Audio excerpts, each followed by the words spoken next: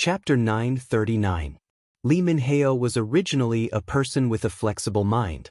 While others were worried about whether their heads would still be hanging on their necks tomorrow, Li Minhao was thinking more about how to use this opportunity to establish a relationship with the five-star army and then become an important minister of North Korea after the reform.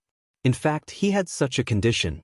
Before the five-star army attacked North Korea, because he had a high position in the army, he was the director of the five-star army's security bureau in North Korea. Yukon took the initiative to contact him, and he sold some information to him. It could be said that they had some economic dealings. But later, the smart Li Minhao found out that some of Yukon's interests had nothing to do with being a businessman. The other party kept saying that he wanted to do business, so he wanted to know the layout of the North Korean military. But if he was doing business, why would he have such worries? Although Yukon was involved in an underground business, Li Minhao felt that Yukon lacked the unscrupulous aura of a businessman. Therefore, he spent a lot of effort to investigate Yukon. Although he didn't find any evidence, he could see that this person's identity was suspicious from many aspects. Logically speaking, if Li Minhao wanted to arrest someone in North Korea, he didn't even need a reason. But for Yukon, not only did he not do that, he even stopped all the investigation, as if nothing had happened. The two of them continued their relationship, and if possible, he even took the initiative to provide some convenient conditions for the other party. What kind of person was Yukon? When he faced the shrewd Shirwanshan in Tala City, he didn't even frown. He was very cautious, and there were many well-trained intelligence elites under him. Li Minhao sent people to investigate him, and soon found out, and then he was ready to kill him to silence him. But then he found that this person was very tactful. Seeing that Hai Erjuan's attack was imminent, in order to avoid unnecessary trouble, he stopped killing him and let him escape. After conquering the entire North Korea, the situation was in chaos. At this moment, Yukon thought of Li Minhao again. This time, he publicly looked for Li Minhao and revealed his identity. He hoped that Li Minhao could cooperate with his work to clear the assets of the officials and aristocratic families in Seoul. Although the Intelligence Bureau also had some information, without the help of a local snake, a lot of work would inevitably take some detours. Yukon turned out to be a member of the five-star army, and an important member. This made Li Minhao, who had a headache over the current situation and didn't even know what to do next, overjoyed. He immediately took the initiative to accept this task. Under his leadership, many hidden rich families in Seoul were uncovered and helped the mercenaries collect 2 million taels of silver. It could be said that he had made a lot of contributions. It must be said that Li Minhao was really good at doing things. After doing so many good deeds in a row, he didn't have the intention to ask for a reward. He still behaved properly, and even according to the rules of the five-star army, he took the initiative to hand over half of his family's assets. Not only that, Li Minhao knew that if he wanted to gain a foothold in the new government, relying on this alone was not enough. He also needed to have his own people in the five-star palace, preferably his own family. Then who was his own family? Of course, his family was the best. Fortunately, Li Minhao was also a talented man when he was young. Because of his background, his wife was also very beautiful. More importantly, he gave birth to a daughter who was as beautiful as a fairy. How to take the opportunity to give himself 7 good sons-in-law to strengthen the Li family in the future became a problem that he needed to consider.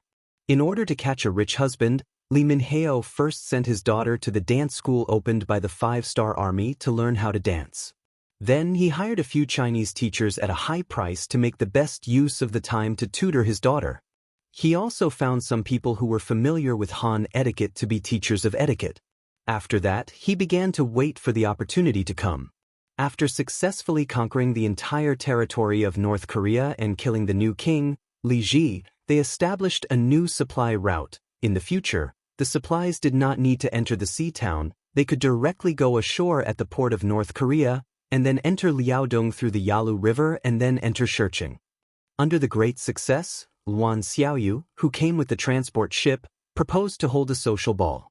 It could not only help the brothers who fought on the battlefield to relax and create some opportunities for their marriage, it could also ease the tense atmosphere in Seoul, and at the same time, It could also improve the relationship with some of the representatives of the local forces. Yang Chendong knew very well that for every land that was conquered, whether they could stand firm or not did not depend on the degree of recognition of the people at the beginning, but whether these influential people cooperated or not. In addition, this was Luan Xiaoyu's request. After thinking about it, he agreed and completely handed over the preparation work of the banquet. Luan Xiaoyu, who received the agreement, was, of course, very happy. She immediately opened a temporary dance school to teach some of the North Korean officials women dance. Then, she took out the equipment that had been prepared long ago and prepared to organize a decent ball.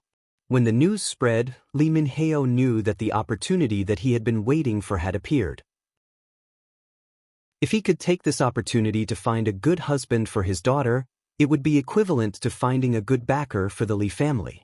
At that time, who would dare to bully them? Therefore, he spent a lot of effort to dress up his daughter well.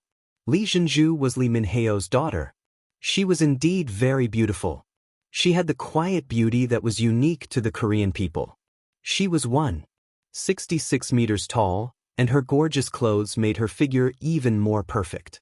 In addition, she had learned the so-called social dance very well and danced very well. This time, she was confident that she would shine in the ball and achieve the most dazzling goal. In fact, it wasn't just Lee Min-ho who was doing this. Many Korean families and clans were also making similar preparations.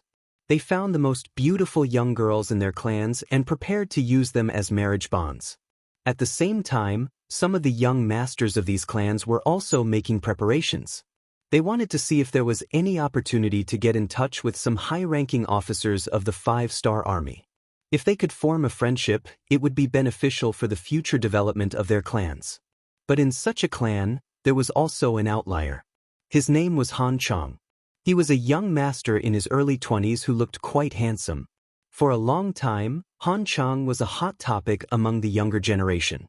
Not only did this person have a good appearance, but most importantly, he was well-read and also had good skills.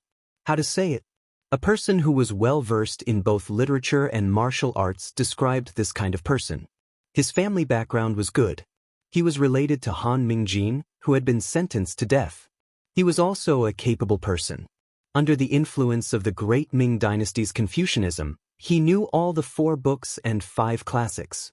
It could be said that he was very talented. In addition, he had learned martial arts. His body was strong and he looked good.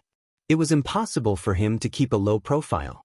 If it weren't for the Korean Navy provoking the 5-star army, people like Han Chang would have stood out sooner or later. It was inevitable that he would become a pillar of the Korean kingdom in the future. Such a young master naturally attracted the attention of a group of young girls. Once upon a time, he and Li Zhenju were said to be a pair. A talented man and a beautiful woman were so harmonious. Some people even said that they were a match made in heaven. But now, everything was over. Since the defeat of the Korean army, there had been no contact between the two. But the story of the two who were lucky to survive was not over. At least Han Chang thought so. He really liked Li Zhenju and wanted to marry this person. For this matter, he had recently visited the Li family several times, but unfortunately he was stopped for various reasons. Compared to Lee Min-heo, who couldn't help but smile when he saw Han Chang before, he actually closed his eyes and refused to see Han Chang. This already explained the problem. At least, he would not agree to his daughter's relationship with Han Chang, which made him very depressed. Han Chang didn't want to fail. He wanted to continue to look for opportunities, and this ball was his opportunity. For his marriage happiness, he had a bold idea. That was to show his love in public at the ball. In this way, perhaps someone would stand up and take advantage of her beauty. He could achieve his wish and hold the beauty. With Han Chang's background, his family got 3 tickets to the ball. With his outstanding performance, his father, Han Zhao, who was also the head of the family, decided to take him to the ball. It was just that before he went, he had told him to be honest in the ball venue. He heard that even the Duke of Loyalty would participate. He should not make trouble. Otherwise, if he provoked the anger of others, not only would he hurt himself, but he was afraid that even the entire Han family would not get any benefits. Han Chang naturally agreed to his father's words. But God knew that his heart had already flown to the ball, to Li Jinzhu, whom he hadn't seen for a long time. The location of the ball was decided by Luan Xiaoyu. She chose the largest Tianyang Hall in the North Korean palace, except for the main hall. She first ordered people to move away some of the useless things, creating a large central area. Then she ordered people to prepare wine and other things. She wanted to make the environment of this banquet into a buffet. Back in Crimson City, Yang Chundong had done it once in the palace. That time, he had invited some important members of the city. After Luan Xiaoyu participated, she felt that it was quite good. In the banquet, people could find people they were interested in to chat with. They could improve their friendship through chatting. At the same time, it showed the luxurious and colorful side of life. It could be said that young people were very yearning for it. Holding the banquet here could let the North Koreans see their strength.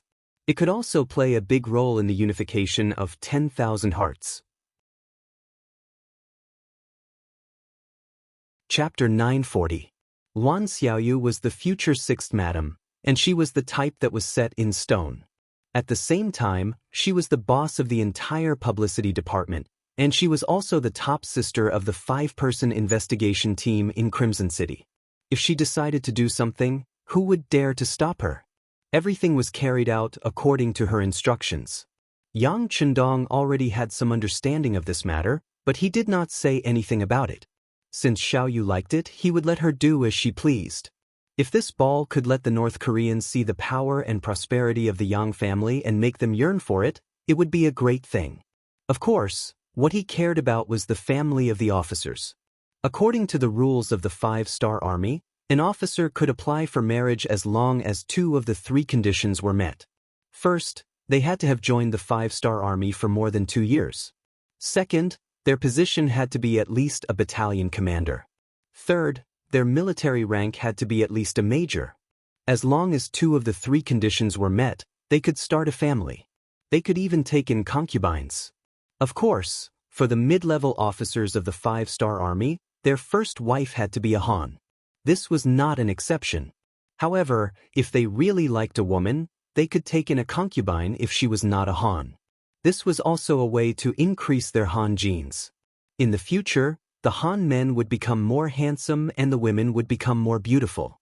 Joining the 5-star army, which was the earliest mercenary group, was a busy start. Other than fighting everywhere, the internal competition was also very fierce. If you did not move forward, you might be surpassed by others and then replaced. No one wanted their hard work to be wasted, so they could only work harder. Over time, some officers did not have the chance to solve their personal problems. Perhaps the ball was a good way. Not only did they have to let the horse run, but they also had to let the horse eat good grass and feed it fine fodder. This was Yang Chundong's standard of doing things. Although the competition for all levels of officers in Yang Xia's forces was very fierce and there were many things to do every day. But correspondingly, they also received a lot in return. In the past, they were treated well in terms of money and treatment.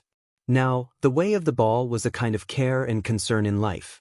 North Korea's new provincial governor was already in place. His name was Zhang Yi, and he had once worked in Chisun City's city lord manor.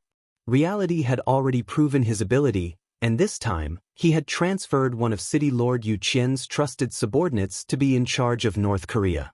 Under Yang Chundong's instructions, Zhang Yi participated in the preparation work of the ball.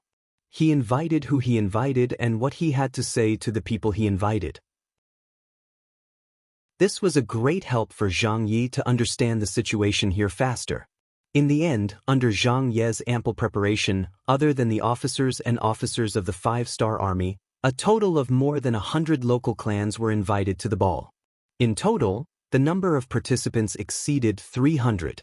Fortunately, the Heavenly Sun Hall occupied a large enough area. Otherwise, with a total of 600 to 700 people, the ball wouldn't be able to satisfy them. After many days of preparation, the day finally arrived.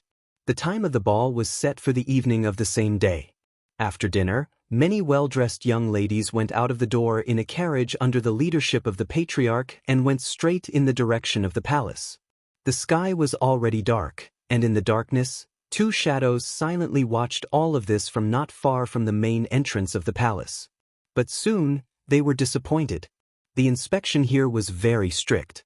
Not only did they have to check the application, but also some officials who were very familiar with Seoul were here to screen the identity of the people who came here to prevent any unruly people from sneaking in.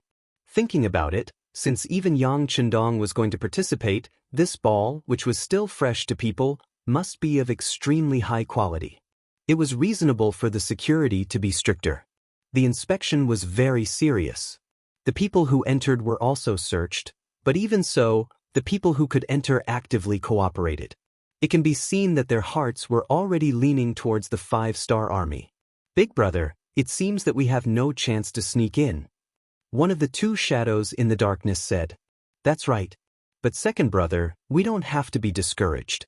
As long as we work hard, there will always be opportunities. A ball like this will definitely not satisfy everyone. Once someone is treated unfairly and has anger in his heart, it will be an opportunity for us to take advantage of. You have to know, since King Nanming sent us brothers here, it means that he has high hopes for us. We must not let the king down. In the darkness, another man made his own voice. From the sound of his voice, it was very calm, showing that he had a good psychological quality. The big brother's name was Guoxinqing, and the second brother's name was Li Qingsong. They were sent by the former King Minzhuang, the current King Nanming, Zhu Huijin. After the 5-star army launched an attack on the Kim Bian dynasty, Zhu Huijin also took the opportunity to declare himself as King Nanming. He first sent troops to deal with King Shiping in Yunnan. He wanted to expand his own efforts and clean up the enemies behind him. When King Nanming made his move, Zhu Qizhen of the southern Ming dynasty quickly made his move. He sent out 200,000 troops and launched a pincer attack with King Shiping. In the beginning it was fine. King Nanming, who had a certain amount of preparation, was able to withstand it. He even won some local battles. However, as time went by, King Nanming's various disadvantages became obvious. For example, the time he spent building his forces was still too short. His foundation was not enough, his financial resources were not enough, and his reserve army was not enough. In addition, he was originally a rebel and did not have the support of the people. After dozens of battles, he began to feel the strain. If the war continued like this, without the influence of external forces, he was afraid that the person who would lose in the end would be him. In order to protect himself and to change the situation, King Nanming began to think. In the end, he set his sights on Yang Chendong. There were already a few groups of Han people coming out of Qiqian City. They could not be a monolithic block. From their mouths, some of the things about Qiqian City had been learned by too many people. They also knew that the real leader of the 5-star army was Yang Chendong, who was known as the 6th young master of the Yang family. This was something that no one expected. After all, it had always been a mystery how this person had developed. However, this was the truth. There was no room for other people to doubt it. As the 5-star army went to war again and again, their forces and territory continued to expand. He had become a person that everyone had to pay attention to. If the 5-star army's strength was not too strong, they would have become the target of public criticism. King Nanming was also afraid of the 5-star army's strength and did not dare to have any ideas about this army. However, that did not mean that he did not dare to have any ideas about Yang Chendong. In his opinion, if an accident happened to this person, the entire world would fall into chaos again. In that case, he would be able to take advantage of the situation. In order to achieve this goal, Guoxinqing and Li Qingsong, two powerful people, were sent to North Korea. Their mission was to find an opportunity to assassinate Yang Chendong. It would be best if they could kill him. If they could not, they would stir up chaos and anger the loyal duke. Then, they would put the seed of hatred on Nanming. The reason why King Nanming was so confident was because Guoxinqing and Li Qingsong had another public identity. They were small leaders of the Nanming Imperial Guards. He had spent a lot of effort and a lot of money to buy them over. In other words, even if their identities were exposed, Yang Chendong would only hate Zhu Qizhen. It would have nothing to do with them. If they could really provoke the 5-star army, the pressure on them would be greatly reduced. It would be a great opportunity for them to expand their territory and influence. Guoxinxing and Li Qingsong thus came to North Korea through a secret channel. However, they were disappointed that they could not get close to their target. Since the assassination attempt at the Yongding sect in Baiming's capital, Yang Chendong's security had been strengthened. Usually, when he went out, he was surrounded by people. There were even several carriages when he went out, making it difficult for people to distinguish which carriage he was in. When they couldn't find an opportunity, they accidentally heard about the ball. The two brothers wanted to come out and try their luck. Unfortunately, when they saw the inspection at the entrance of the palace, they knew that there was no chance for them to sneak into the palace. They could only wait. In the palace, more and more guests arrived. After going through many strict inspections, they entered the palace and came to the Tianyang Hall. This place was already brightly lit. As soon as they entered the hall, the melodious sound entered their ears. It was a very lively light music. The sound system was also good. There were also various kinds of lights in the hall.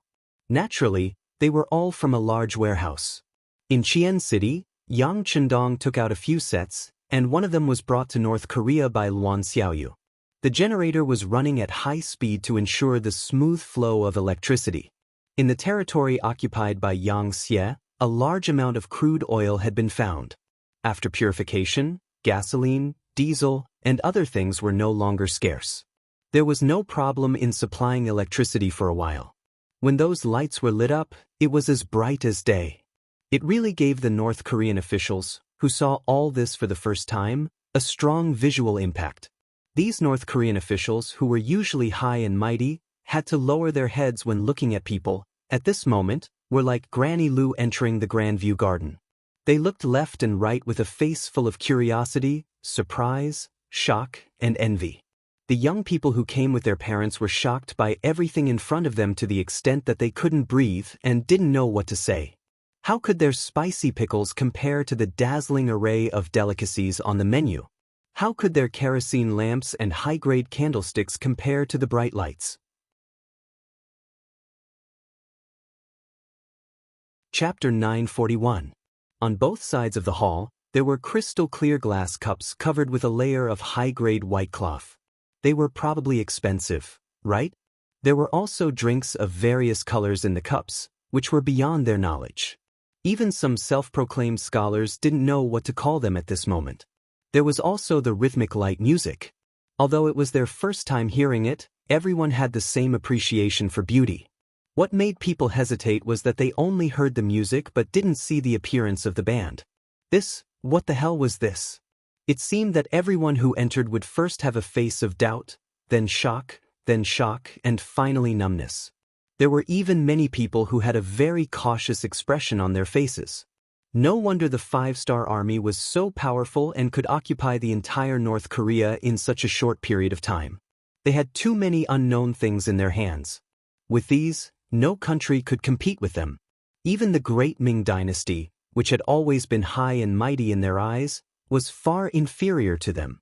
In the Heavenly Sun Hall, there were waitresses in white novelty shirts walking back and forth.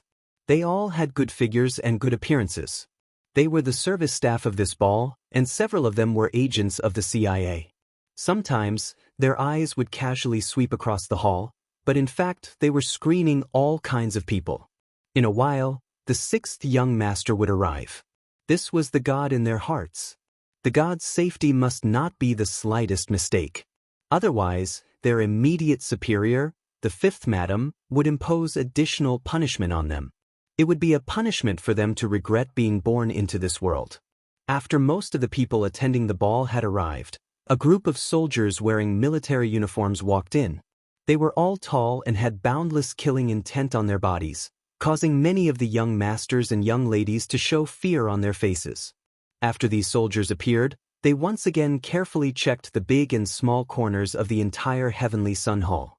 After confirming that there was no danger, they hid in the darkness. When everyone saw this scene, they knew that the great Ming dynasty's Duke of Loyalty was about to appear. Sure enough, less than 10 minutes later, Yang Chendong appeared. As if to match the atmosphere of the cocktail party, he did not wear a green robe. Instead, he changed into a pure white Chinese tunic suit, which set off his valiant figure, made him look handsome and tall. Following Yang Chendong was Luan Xiaoyu, who was wearing a red evening dress. This red dress, which was tailor-made for her, made her look even more beautiful. Luan Xiaoyu's skin with light makeup also looked much fairer in the red dress. Coupled with the design of the dress, it made her figure look even more graceful. As soon as she appeared, she attracted the attention of many men. In contrast, those North Korean girls who seemed to be carefully dressed were dwarfed. This couldn't be helped. They didn't have the best advisor like Yang Chendong. They were conservative and didn't know how to show their advantages. How could they be compared? When Yang Chendong and Luan Xiaoyu, this golden couple, appeared, it immediately attracted a burst of applause. Then Yang Chendong took a wine glass from the hands of a waitress who was wandering around the venue. He raised the glass of red wine and nodded to the people who attended the banquet.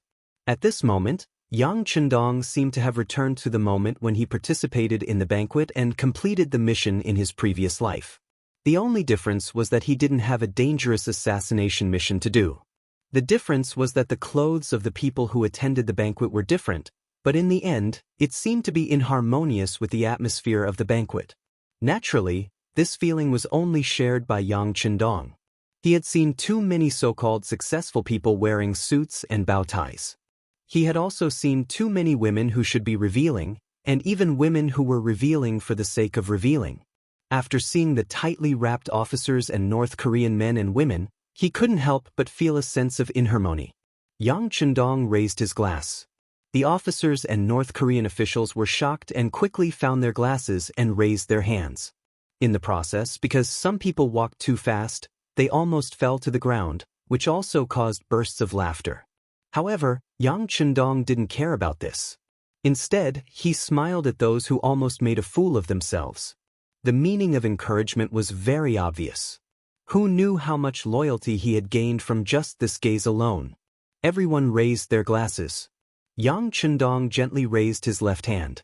The music stopped, and the audience became quiet. At this moment, his deep baritone voice sounded. "Everyone, thank you for taking time out of your busy schedule to attend this banquet. You're too polite. What are you talking about? It's our honor to be able to attend this banquet." That's right, that's right. This is the face that you've given us. We can't thank you enough." All kinds of voices came from below. Without exception, all of them came to express their goodwill. It seemed that if they didn't say something, they couldn't express their excitement at this moment. In this regard, Yang Chendong smiled and nodded gently. After that, he continued to say, "Everyone, the former North Korean kingdom no longer exists. It has been replaced by the North Korean province. Next, Zhang Yi will be the first governor of the North Korean province. Zhang Yi is a person with outstanding ability. I believe that with his leadership, North Korea will soon become powerful and rich."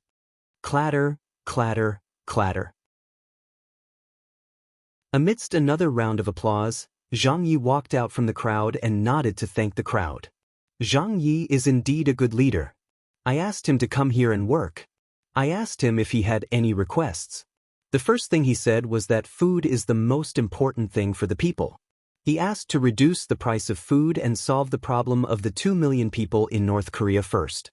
Since he's here to preside over the overall situation, I have to support him. There's no need to say anything. Sell the food at 20% of the pre-war price. I believe that there won't be a problem for the people to eat." Yang Chendong said with a smile, but these words shocked the North Korean officials who attended the banquet. North Korea was originally an agricultural country. Although it was close to the sea, most people still made a living by farming. Therefore, the price of food had always been very low. It was only because of the recent war that North Korea changed. The people were afraid that something would happen, so they began to stockpile food to ensure their safety. But now, Yang Chendong not only stabilized the price of food, but also sold it at 20% of the pre-war price. How low would the price be?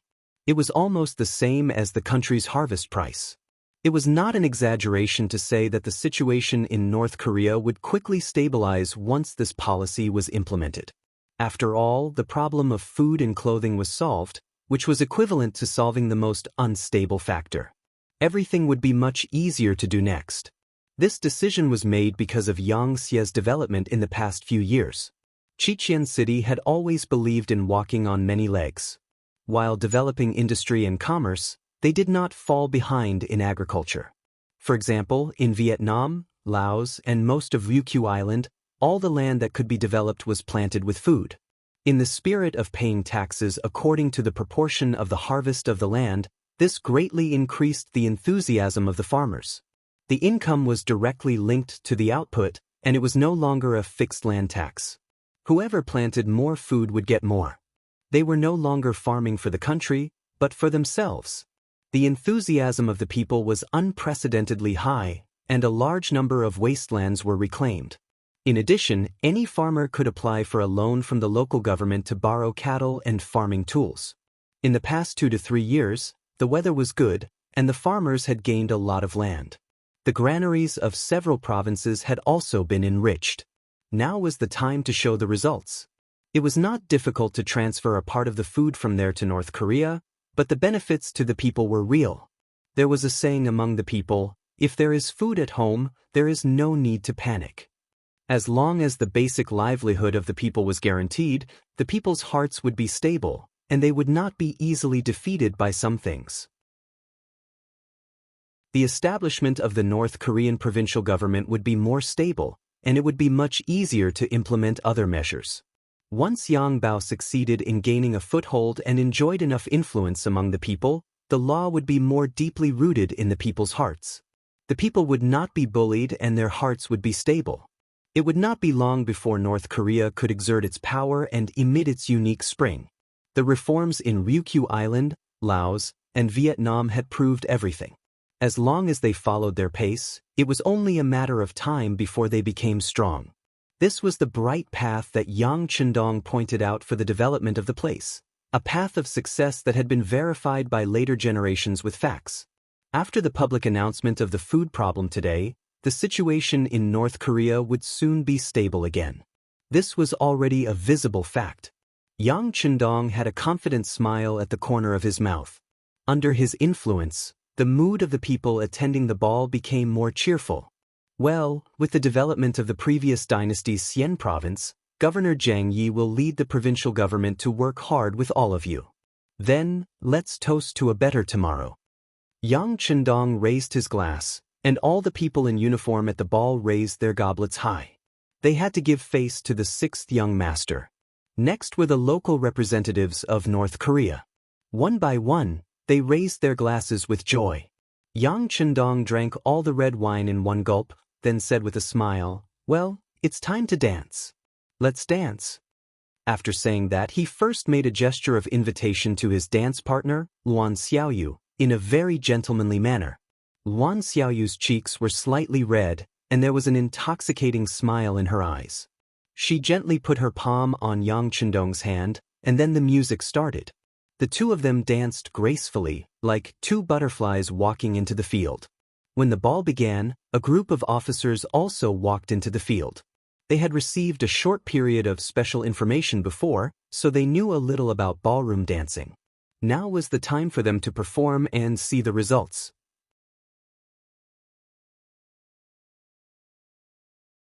Chapter 942. Of course, there were those who didn't. Among the officers, there were those who liked dancing, and there were also those who didn't. But no matter what, this was the 6th madam's idea, and the 6th young master agreed to it. Just based on this point alone, no one would refuse to give face. Regardless of whether they liked it or not, they could only brace themselves and support it. For example, one of the high-ranking officers, Tian Hu, was someone who didn't really like dancing. As the commander of the 1st Cavalry Division, Tian Hu had been in the limelight recently. He and his division's combat strength was admired by even the most arrogant Lung Feng.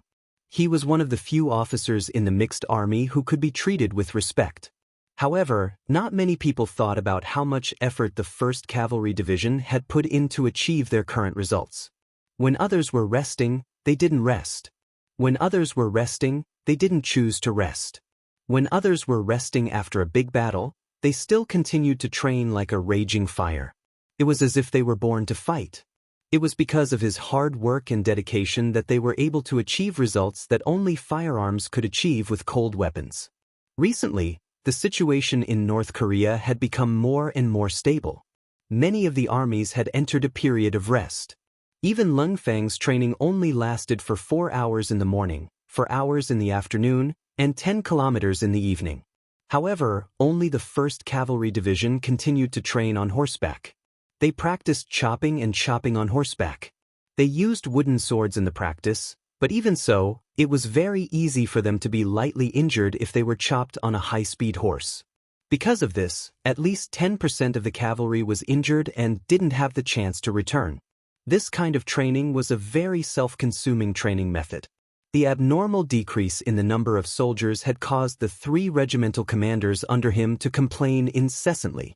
There were even people who reported this matter to Yang Chendong. If this was a peaceful era, this kind of training would indeed be a little too much. But now, the world was already in chaos. No matter how powerful the 5-star army was, they would still have to face all kinds of provocations at any time. The influence of a strong army would be very great. In the end, Yang Chendong didn't criticize Tianhu at all. Instead, he was very satisfied with Tianhu's way of handling things. Not only did he scold the officer who came to complain, he even stripped him of his military uniform and transferred him to the local area to work.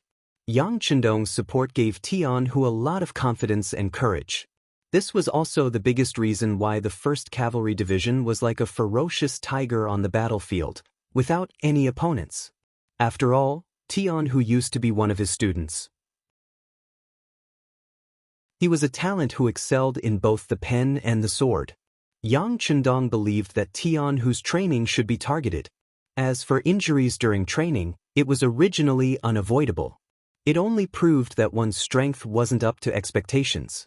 In order to make the best use of the sharp sword in his hand, Yang Chendong gave another order to allow Tianhu to continue expanding the army. The soldiers could be selected from the entire army. In the end, there would be 5 regiments, with each regiment having 2,000 soldiers. A total of 10,000 soldiers. Yang Chendong even publicly stated that once the 1st Cavalry Division expanded from the current 6,000 soldiers to 10,000, he would personally confer the rank of Major General to Tianhu. A division commander could actually obtain the rank of general. This was a special case in the entire 5-star army. Tianhu would break another record. Because of this, Tianhu was naturally very excited. As a warrior, he had dreamed of becoming a general when he first joined the army. Now that his dream was about to come true, all he had to do was work harder to repay everything he had received. Along with the arrival of a higher honor, there was also a corresponding pressure. The difficulty of expanding the 1st Cavalry Division was no less than the expansion of the Cold Front. Especially this time, there were actually more than 4,000 soldiers. It was almost the same size as when the 1st Cavalry Division was first established. As a division commander, Tianhu's workload was naturally very heavy. At this time, the 6th Madam informed him to attend the ball. It was obvious that Tianhu was very unwilling, but he had to come. Tianhu used to be one of Yang Chendong's students. He came into contact with new things like ballroom dancing early. When he first started learning, he was also one of the people who danced well. If he had nothing to do, he wouldn't reject this kind of ball. In fact, he would even welcome it. But this time, after Yang Chendong finished speaking, he drank a glass of red wine and sat in a corner with his head lowered to think. The 6th young master had high hopes for him and the 1st Cavalry Division. How could he not disappoint the 6th young master? He had to do things well, quickly complete the expansion of the 1st Cavalry Division, and maintain the original combat strength. He had to seriously consider these things. However, even with his head lowered, the 2 stripes and 4 stars on his uniform were still as dazzling as ever. It was as if he was the sun that was shining brightly. It was impossible to ignore it even if he wanted to. At this moment, there were more than 10 pairs of eyes staring in this direction. Among them, there was even a young girl who was walking towards this corner. These 10 pairs of eyes belonged to the daughters of the big families in North Korea. They knew very well what their mission was tonight. The fate of the entire family was tied to them. While they were feeling the pressure, their expressions were naturally very focused. All the high-ranking officers and some high-ranking cadres in the field had become their prey. For example, Yu Guang, the commander of the 2nd Maritime Army, his 3 division commanders, Ding Yang, He Gong, and Gu Yang, as well as the new governor of North Korea, Zhang Yi, and several high-ranking officials of the provincial government had all become their hunting targets. These people were even surrounded by a crowd of women. How could Tian Hu, who was also a senior colonel, avoid them? Although his killing intent didn't diminish, it didn't stop people from approaching.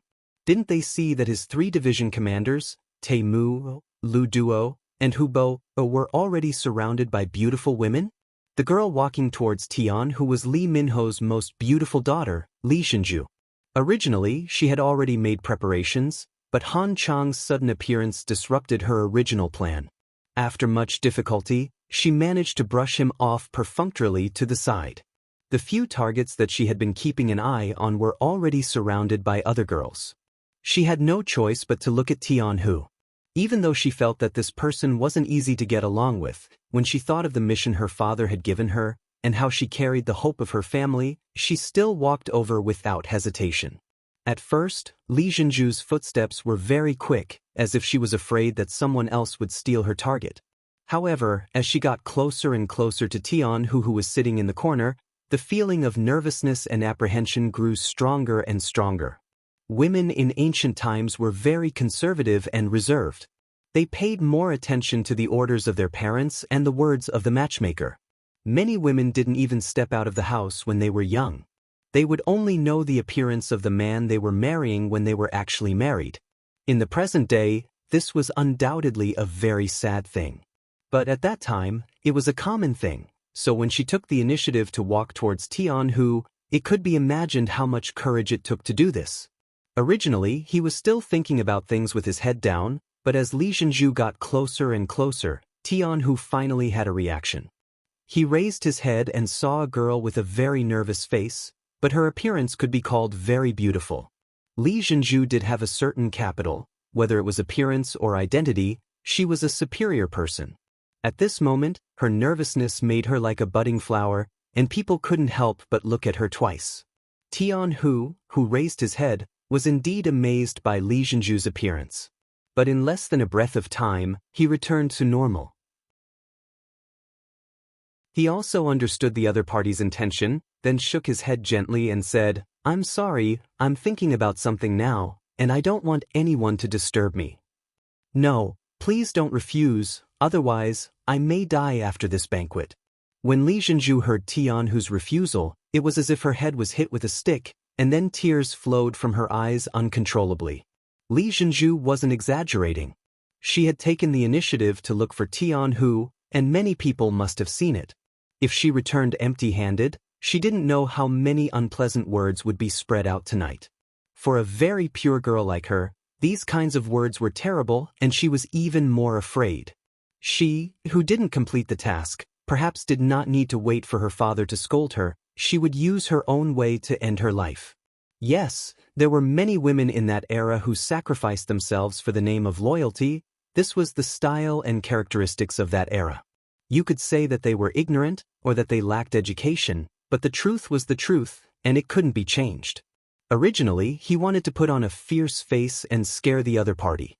Tian Hu believed that when he put on a cold face, even the elite soldiers of the 1st Cavalry Division would feel afraid. He didn't believe that he couldn't scare a woman away. But after seeing Li Zhenju cry, and her appearance was so distressing, even his frozen heart couldn't help but beat twice at this moment. He knew that he couldn't refuse this woman today. "Oh, okay, then I'll dance with you. It's just that I haven't danced for a long time, so I might be a little rusty." The general agreed, and Li Zhenju was naturally very happy. Her small face immediately turned from crying to smiling. "I just learned it not long ago, and I'm not very good at dancing." "Ah, good. Then we're about the same weight. Let's not laugh at each other, please." Tian Hu was amused by Li Zhenju's manner of speaking. After laughing, he stood up and stretched out his arm to Li Zhenju like a gentleman. Then, Li Zhenju, with a bright red face, stretched out her arm in response. And just when Tian Hu's arm touched her waist, He could clearly feel an instinctive resistance from her body. Then, her body involuntarily tensed for a moment before relaxing again, and she stepped onto the dance floor with Tianhu.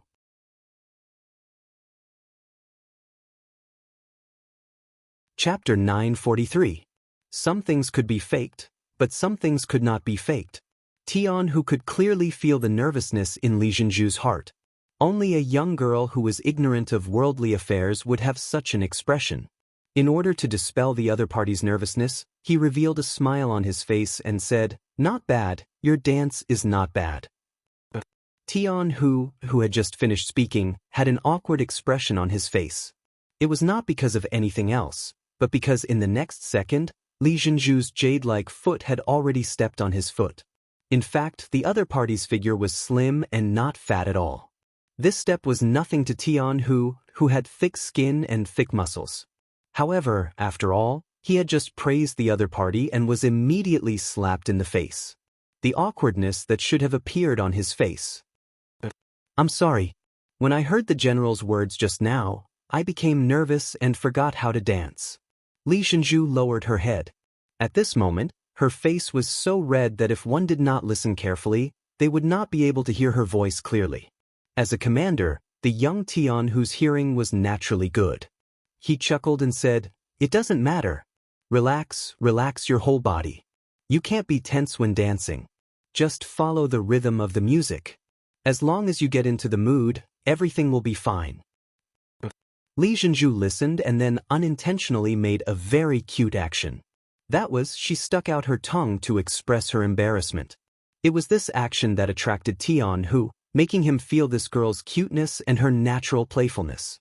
Taking a deep breath, Tianhu suppressed some kind of impulse in his heart and continued, "Yes, take a deep breath, then exhale.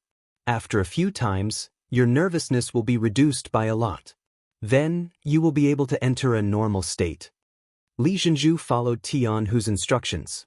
Sure enough, after a few times, she felt that the nervousness in her heart was not as strong as before.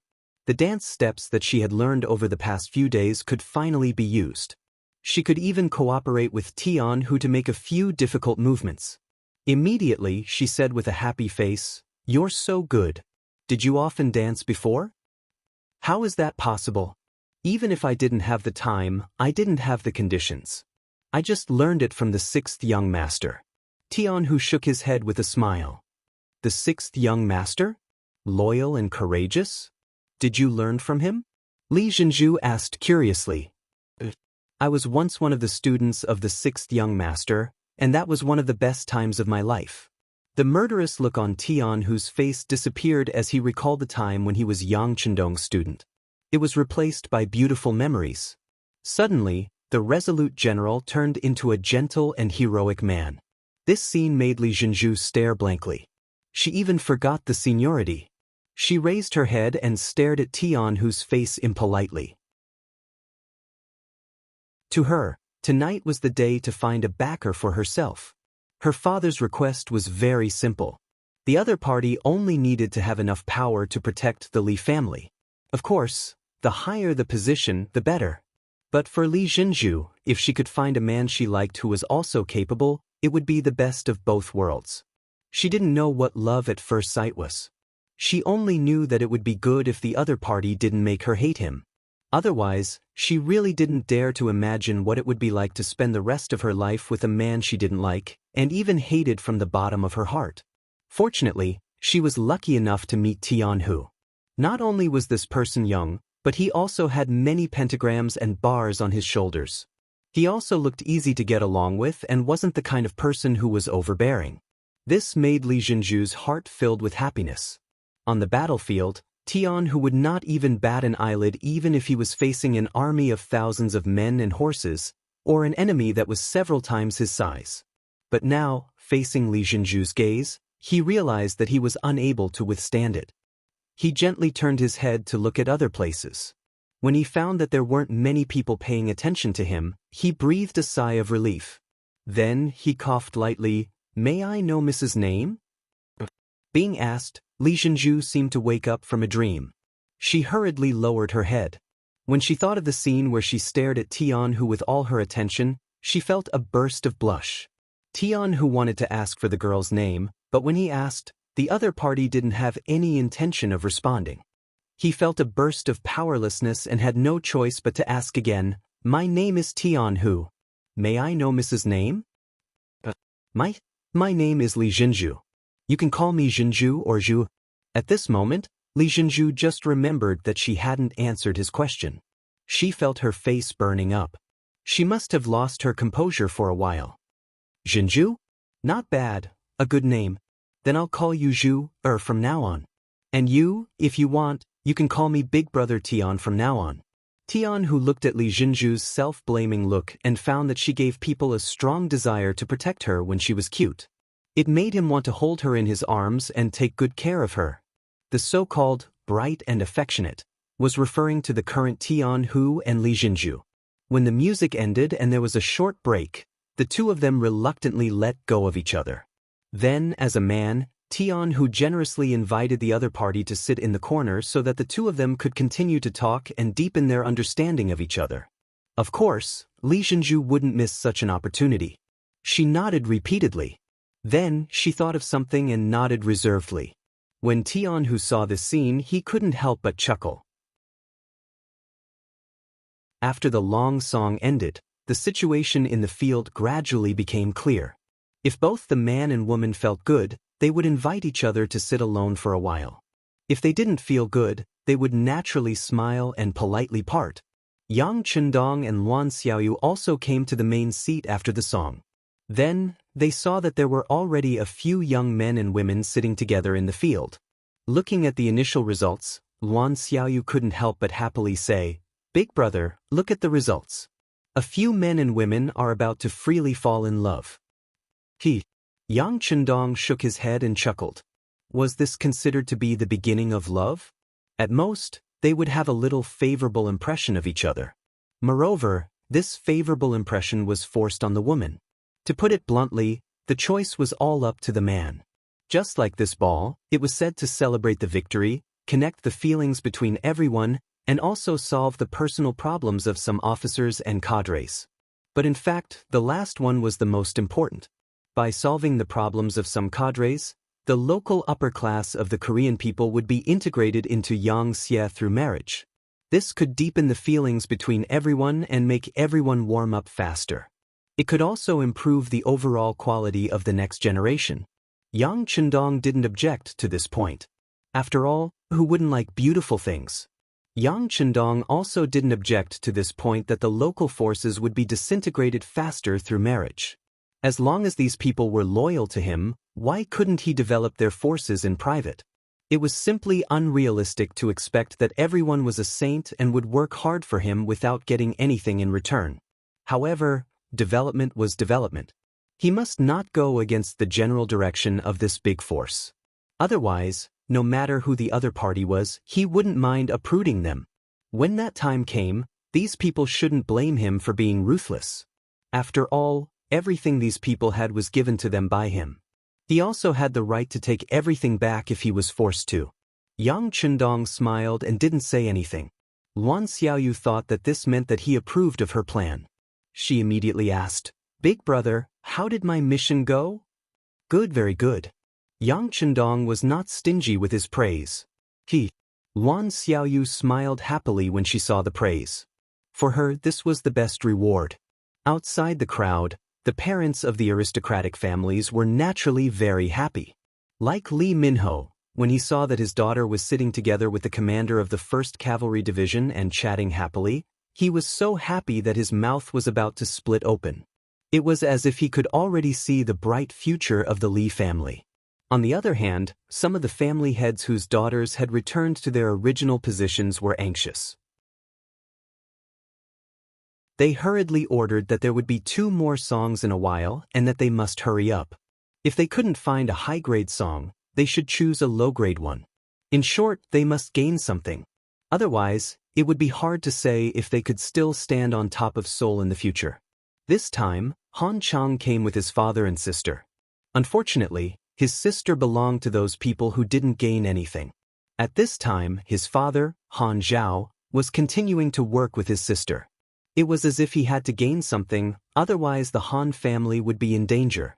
At this moment, Han Chang didn't pay attention to this at all. His eyes were fixed on Li Jinzhu, who was chatting happily with Tianhu in the corner. Once upon a time, everyone treated them as a match made in heaven. At that time, because the Han family had some relationship with Han Mingjin, they were at the peak of their power. Even Li Minho had to curry favor with his father. Not only did he not object to the matter between him and Li Jinzhu, but he also often talked about it, as if everyone was already a family. But now, everything had changed. Han Mingjin was killed, and the 5-star army entered the city. The Han family was no longer a noble family. Han Chang had also been reduced from a first-class son to a nobody, so much so that he had to worry about his own life. At this time, the Li family had also changed. No one mentioned the marriage anymore. Now, he had to watch the girl he liked, who he had always thought was destined to be his wife, force a smile in front of another man.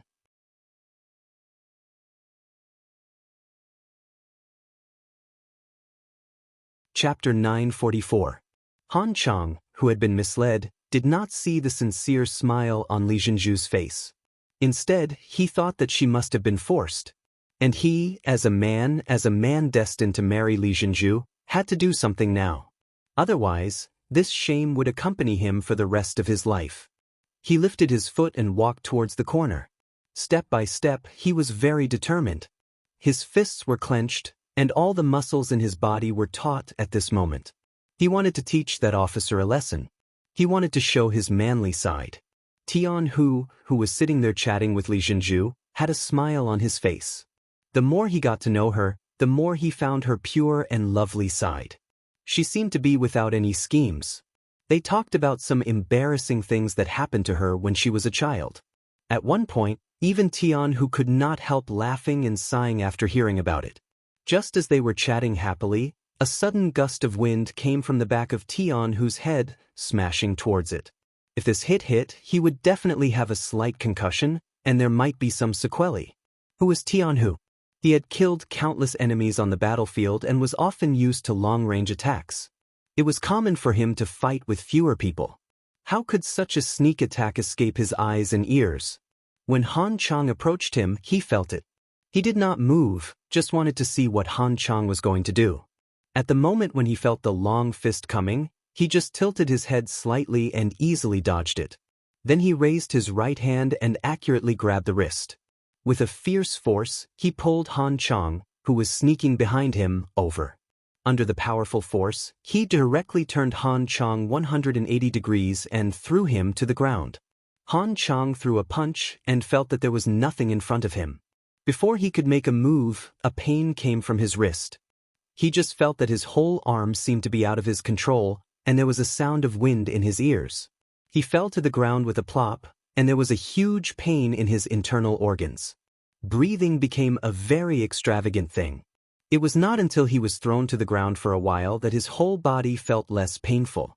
At this moment, he realized that the martial arts he had learned before were so ridiculous and so unbearable.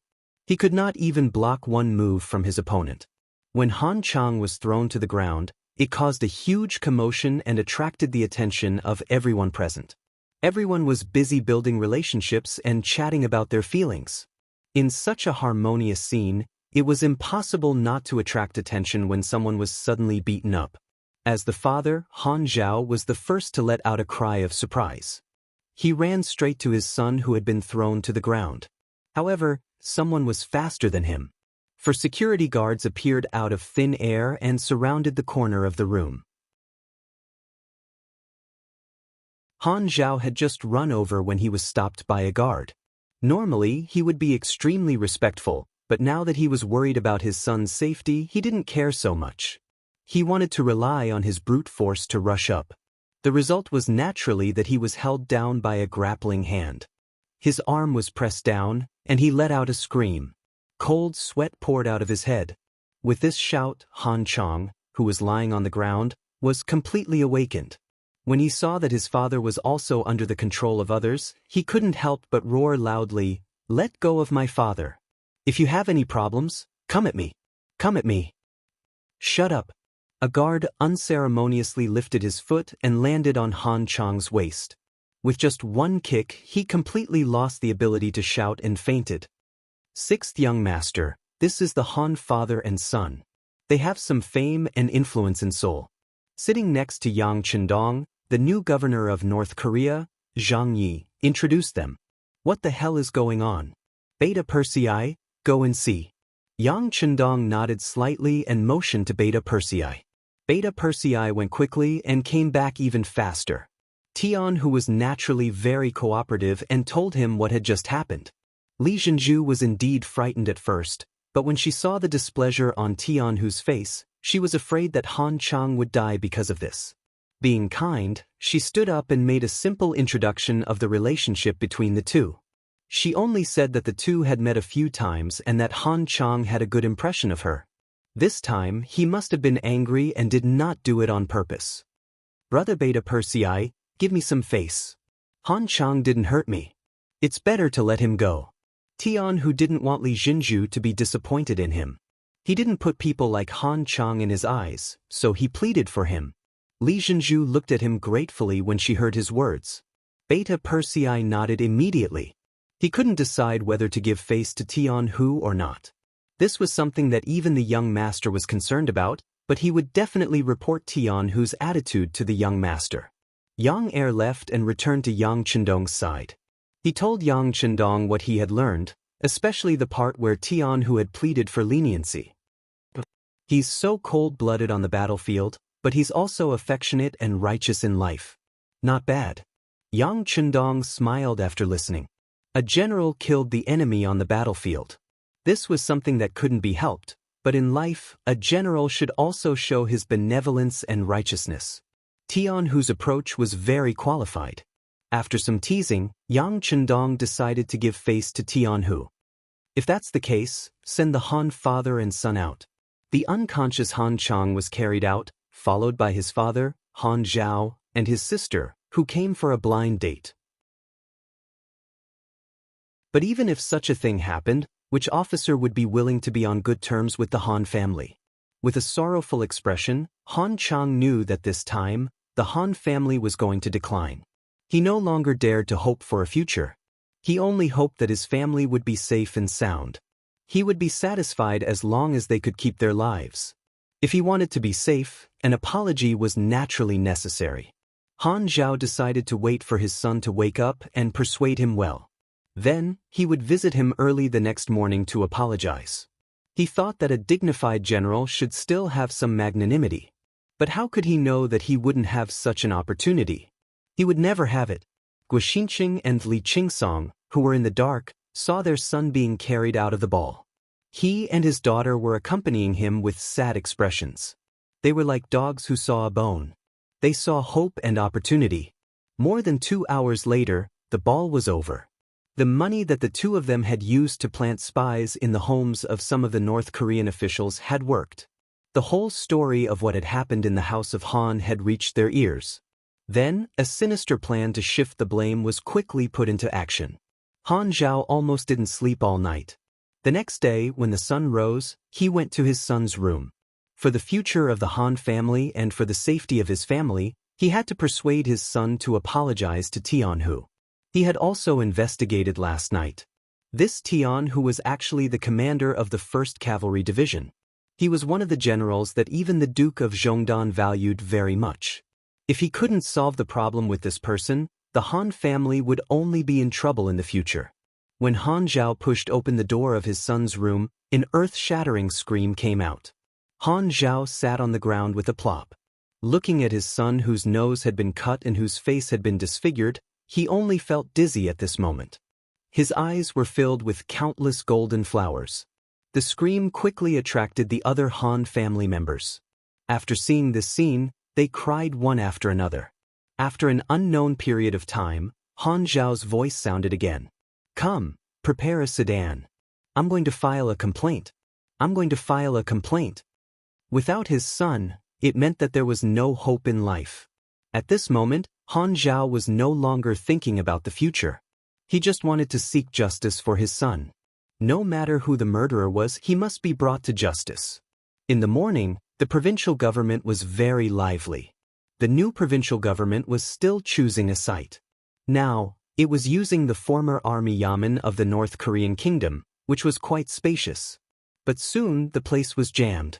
When Han Chang's corpse was placed at the entrance, it quickly attracted the attention of many commoners and even some officials and servants. As Han Zhao knelt on the ground and recounted the scene that happened at the ball last night, the tragic death of his son, and the experience of having his nose dug out, the surrounding commoners finally understood what had happened. Instinctively, everyone thought that Tian Hu was the murderer. Furthermore, one of the ways the five-star army recorded military achievements was to see how many noses were dug out. This seemed to be the case. Li residence. After returning from the ball last night, as the host, Li Minheo's face was full of joy. He didn't know how long it had been since he had such a relaxed smile. And all of this was due to his daughter, Li Jinju. If she could really become Tian Hu's concubine, who would dare to provoke the Li family for no reason in the future? In the morning, Li Jinju had just woken up and was dressing up when Li Minheo walked in. Some of the serving maids retreated. "Father, you can't be in such a hurry." Seeing Li Minheo walk in, Li Jinju lowered her head and said shyly. When she returned last night, Li Minheo asked when Tian Hu would marry her, which made Li Jinju blush. She had only met Tian Hu once, and both of them had a good chat. It was a bit too early to talk about marriage. This morning, her father came again. Li Jinju instinctively thought that it was still the same matter, so she lowered her head and blushed. But unexpectedly, the next news shocked her. After about 2 breaths, she woke up and looked at Li Minheo and said, "Han Chang is dead?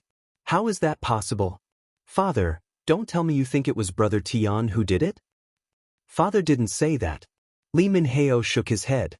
Although he denied it, it could be seen from his expression that he somewhat believed it.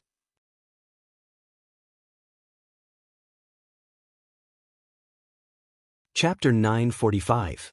Not only Li Minheo, but many people would think the same. Otherwise, how could things be so coincidental? Just as they were having a fight, the other side was killed? Even if it wasn't Li Minheo who did it, he should have instructed others to do so. In short, it must have something to do with him. Not to mention Li Jinju's face turned pale after hearing this, Li Minheo himself also felt a sense of sadness. In any case, he and Han Zhao were the ministers of the destroyed country. Since Han Chang could die without knowing why, then if they were disobedient, would they also have the same result at any time? In the North Korean palace, outside Yang Chendong's temporary residence, Beta Persei calmly told Yang Chendong the news he had just received. "Young master, I have sent people to investigate what Division Commander Tian did after he went back last night, and whether anyone from the 1st Cavalry Division went out. Director Yu Kan of the Security Bureau has already gone to the Han family to investigate the situation. In addition, Governor Zhang Yi is waiting outside the palace. He wants to see the young master. Let Governor Zhang come over." Yang Chendong's expression didn't change, as if he had heard a very ordinary thing. This calmness made Beta Persei breathe a sigh of relief, and it also made Zhang Yi, who came in later, feel a lot less pressured. He was originally worried that the 6th young master would get angry. If this was the case, he, as the newly appointed governor, would lose a point first. "Tell me your own opinion." As soon as Zhang Yi sat down, Yang Chendong's voice came clearly. "Yes, 6th young master, in this subordinate's opinion, this matter was deliberately done by someone in order to frame our 5-star army and cause chaos in Seoul. Then, some people wanted to take advantage of the situation. In this subordinate's opinion, we can't let this wind blow. We should immediately increase our control over the entire city. Once we discover that someone dares to use this opportunity to cause trouble, we definitely can't be lenient. If there's one, we'll catch one. If there's 2, we'll catch a pair. In short, we must stabilize and suppress everything." Zhang Yi said with certainty. It was precisely because he had a ruthless side in his heart that Yang Chendong transferred him to North Korea to control this unstable region. "Not bad. Then let's do as you say. If you need to mobilize any troops, look for Beta Persei and ask him to cooperate with you." Yang Chendong was very satisfied with this answer. In chaotic times, Heavy punishments were needed. In order to prevent the situation from becoming even more chaotic, he had to be more heavy-handed than usual. After receiving Yang Chendong's affirmation, Zhang Yi quickly left to make arrangements. Not long after, the director of the Security Bureau in North Korea, Yukin, rushed over. As soon as he saw him, he said with a serious expression, "The sixth young master is not doing very well. Tell me." This subordinate went to see the scene. The person who did it was clean and did not leave any useful clues. After comparing the saber used to dig his nose, it was the saber commonly used by our cavalry. When Yukin said this, his head lowered a lot. "What? Do you suspect that Division Commander Tian really sent someone to do it?" Yang Chendong raised his eyebrows and asked aloud. "It's just a suspicion. We still need to investigate and collect evidence. But I don't know if the subordinate can call Division Commander Tian's subordinate to ask him." Without enough evidence, Yukin naturally did not dare to make a decision.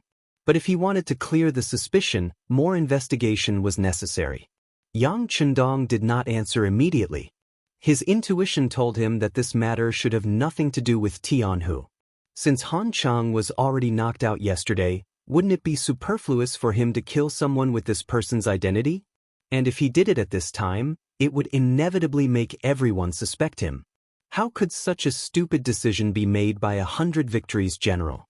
But if he did not investigate, it would be inevitable that people would say that the officials were protecting each other. This would be a great hindrance in stabilizing the situation in North Korea. For the sake of the overall situation, sometimes some small grievances were inevitable. Alright, go ahead and investigate. You can also investigate openly. As for Tianhu, you don't have to ask him. I'll ask him myself. Beta Persei, call Tianhu over. An investigation into Han Chang's death began. According to Yang Chendong's idea, the Security Bureau personnel entered the 1st Cavalry Division's encampment and launched an investigation into the officers of the entire division, especially those who were not in the barracks last night. In the face of the Security Bureau's investigation, the officers and soldiers of the 1st Cavalry Division were not very cooperative. Many of them even showed fierce expressions. They had killed too many enemies on the battlefield, so when they revealed their murderous aura, some members of the Security Bureau were also horrified. In the end, the 2nd Guard Brigade's Captain Daoist personally appeared to calm the situation. These people represented the 6th young master, and no one dared to behave atrociously in front of them. At the same time, Tianhu was also brought to the palace. The moment he saw Yang Chendong, he knelt on the ground and shouted, "Teacher, I was wronged. I know you were wronged. Get up quickly." Yang Chendong looked at Tianhu and nodded. The grief and indignation on his face had already told him the answer. Usually, only people who were wronged would show such an expression. It seemed that this matter really had nothing to do with Tianhu. Then who did it? The investigation was still ongoing, and it even caused a storm in the city. Everyone was in danger. Even with the 2nd Guard Brigade, it was said that there were all kinds of dissatisfied voices in the 1st Cavalry Division. In the palace, Yang Chendong, the Duke of Loyalty, did not do anything. However, his 6th wife, Luan Xiaoyu, was constantly running around and meeting with many influential people in North Korea. She was constantly comforting them. In a restaurant on the street, Guo Xinqing and Li Qingsong looked at the pedestrians on the street who came and went in a hurry, as if they were afraid of something. The two of them could not help but show a satisfied expression. All of this was their masterpiece. They killed Han Chang, and the purpose was to frame Tianhu. This was also something that could not be helped. They were tasked with assassinating Yang Chendong, but he was usually too well protected, and they could not find a chance at all. Thus, they came up with this plan, hoping to find a chance in the chaos. Unfortunately, even if such a big thing happened from the news from the informants, Yang Chendong did not come out of the palace. The investigation and pacification were done by others. Facing an assassination mission that did not have a chance at all, the two of them had to change their previous plan and shift their target from Yang Chendong. Let's make a move on her. I have already checked. When she goes out, she usually only has about 30 guards, and most of them are female soldiers. As long as we gather all our strength and are fast enough, there is still a chance. Guoxincheng said as he made a decision. His target was Luan Xiaoyu. Luan Xiaoyu was Yang Chendong's sixth wife. This was not a secret in Seoul. Making a move on her could also anger Yang Chendong and bring disaster to the southern Ming dynasty. In this way, their mission could be considered completed. We can only do so. Then I will go arrange it and gather everyone. Li Qingsong nodded in agreement. Guoxincheng's eyes lit up. Remember, this time do not hold back. Mobilize all the spies that the southern Ming dynasty arranged here. Since we are going to make a move, we have to go all out. Even if we can't kill this woman, we have to seriously injure her. Otherwise, we will not be able to achieve our goal. Understood. Li Qingsong nodded with a smile. If there were no spies from the southern Ming dynasty, they would not be able to frame the southern Ming dynasty. He was clear about this principle. Guoxincheng and Li Qingsong were bribed by the southern Ming dynasty's Zhu Huichun, but not many people knew about it. For example, the southern Ming dynasty's embroidered uniform guards were still in the dark. This was why the two of them could casually mobilize the southern Ming dynasty's spies after coming to North Korea. Most of these people were arranged here before the battle at Tummu Fort to gather information. They did not expect that they would all be used now. Li Qingsong went to make preparations, leaving Guoxincheng sitting there alone with a sinister smile on his face. Everyone in the world said that the Duke of Loyalty and Courage was very powerful and never suffered losses. This time, he wanted to make the other party suffer in silence. Whether the operation was successful or not, Yang Chendong would only hate the southern Ming dynasty. In this way, Li Huichun's goal of getting someone else to do the dirty work would be achieved. He would also become the first person to make Yang Chendong suffer a great loss. It was possible that he would become famous in the world. As the operation began, the pawns that had been lying in ambush were activated one after another. Some of them were small businessmen, some were restaurant owners and even waiters, and some were even farmers. But after receiving the order, they put away all kinds of concealment, took out the dusty sabers that had been sealed for a long time, and gathered at the designated location. At 8 o'clock in the morning, a luxurious carriage came out of the North Korean palace. There were 36 guards beside it, and 20 of them were female soldiers. In the entire North Korea, only Luan Xiaoyu had such treatment as bringing female soldiers out. The carriage came out of the palace, then passed through Yuhua Street, and went straight to the more prosperous Eugene Street in Seoul. That was where the rich and powerful gathered, and there were many North Korean officials living there. On the road from Yuhua Street to Eugene Street, there was a straight turn. It was a mile long, and the road was narrow. Usually, there would not be any merchants or people staying here. It was also the place that Guoxincheng and Li Qingsong prepared for Luan Xiaoyu to be buried. The carriage slowly moved forward, and the 36 guards around it followed behind the carriage at a leisurely pace. Everything looked the same as usual. There was nothing out of the ordinary. However, the sudden sound of arrows piercing through the air broke the silence. The arrows pierced the carriage as if they had eyes, and soon the carriage became a hedgehog. Boom! A flashing red signal flare rose into the air, and someone among the guards issued a warning. The other guards shouted to protect Minister Luan, and the carriage was protected.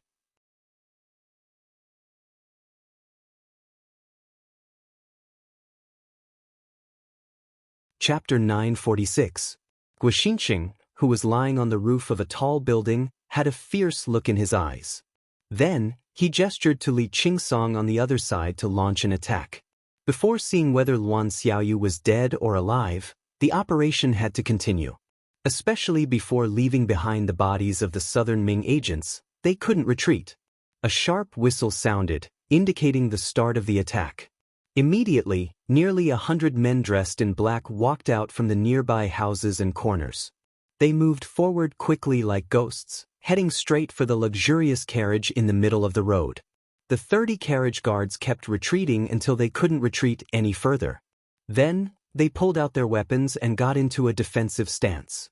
The eyes of nearly 100 assassins were red. They only had one goal, and that was the woman in the carriage. As long as they killed this woman, they would have made a great contribution. Then, they could return to the southern Ming Empire to receive their rewards. This was their only hope to start afresh and become a righteous person again. They had to grab hold of this opportunity. With 100 people fighting against 36 people, the advantage was very obvious. After just one exchange, the assassins in black had the upper hand. 2 of the assassins in black even bypassed the guards and came to the front of the carriage. They reached out and pulled the curtain. Shwa! A white light flashed, and the arm that had just reached out suddenly flew up. A figure rushed out from the carriage. Who else could it be but Tianhu?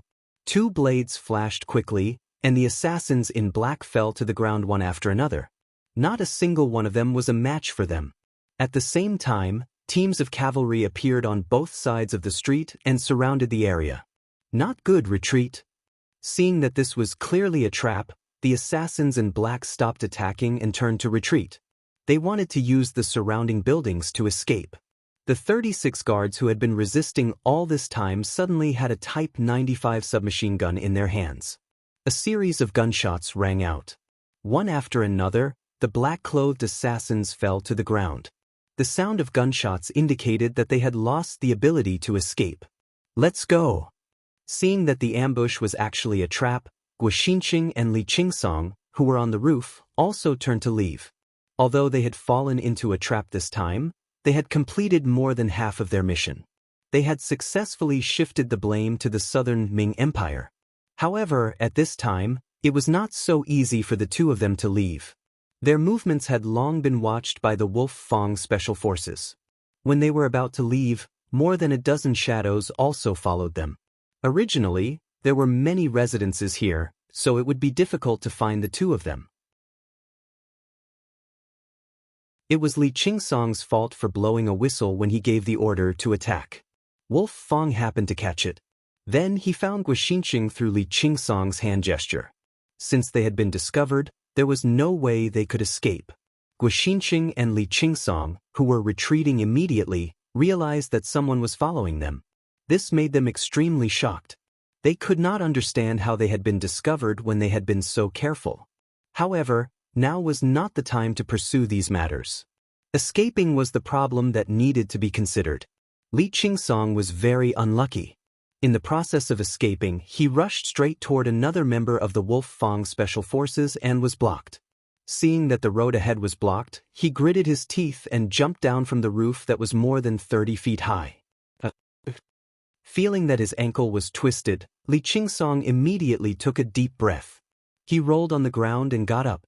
He supported his broken leg and continued to leave. Then, when he stood up and looked up, 2 members of the Wolf Fang Special Forces appeared in front and behind him. They looked at him as if they were looking at a monkey being played. Their eyes were full of mockery. Enduring the pain from his ankle, Li Qingsong's hands reached for his waist. 2 short knives appeared in his hands. He shouted and rushed toward the 2 members of the Wolf Fang Special Forces in front of him. Ever since he joined the Imperial Secret Service, he was already extraordinary. This was where his confidence came from. Usually, 6 or 7 people would not be able to get close to him. Even if he was injured now, it should not be a problem for him to fight against 4 people. Li Qingsong, who was confident, rushed forward. The 2 short knives were fierce and powerful. He slashed diagonally. Every move he made was a killing move. It was as if he would kill anyone who dared to block him. Li Qingsong was desperate enough. His face was full of murderous intent. The 2 short knives were also very sharp. However, he did not know that his opponents were the best members of the Wolf Fang Special Forces, Silver Hand and Steel Leg. Facing the rushing Li Qingsong and the 2 short knives that were shining with silver light, the 2 of them were not afraid. Instead, they laughed and let him get close to them. However, they did not show the slightest intention to retreat. It was not until the short knives were in front of them that they stretched out one hand and one leg. They grabbed the back of the 2 knives with both hands and kicked Li Qingsong's chest. With a powerful force, a figure was kicked out. Even in the midst of frantically retreating, Li Qingsong's face still had an unconcealable fear. He thought that he was already very powerful, but he did not know that there was always someone stronger. Compared to the more elite Wolf Fang Special Forces, the gap between them was still very big. Under Li Qingsong's carelessness, or it could be said that his strength was not equal, he was caught red-handed. In contrast, Guo Xinqing's luck was much better. He was not surrounded when he was escaping. Instead, he escaped from danger.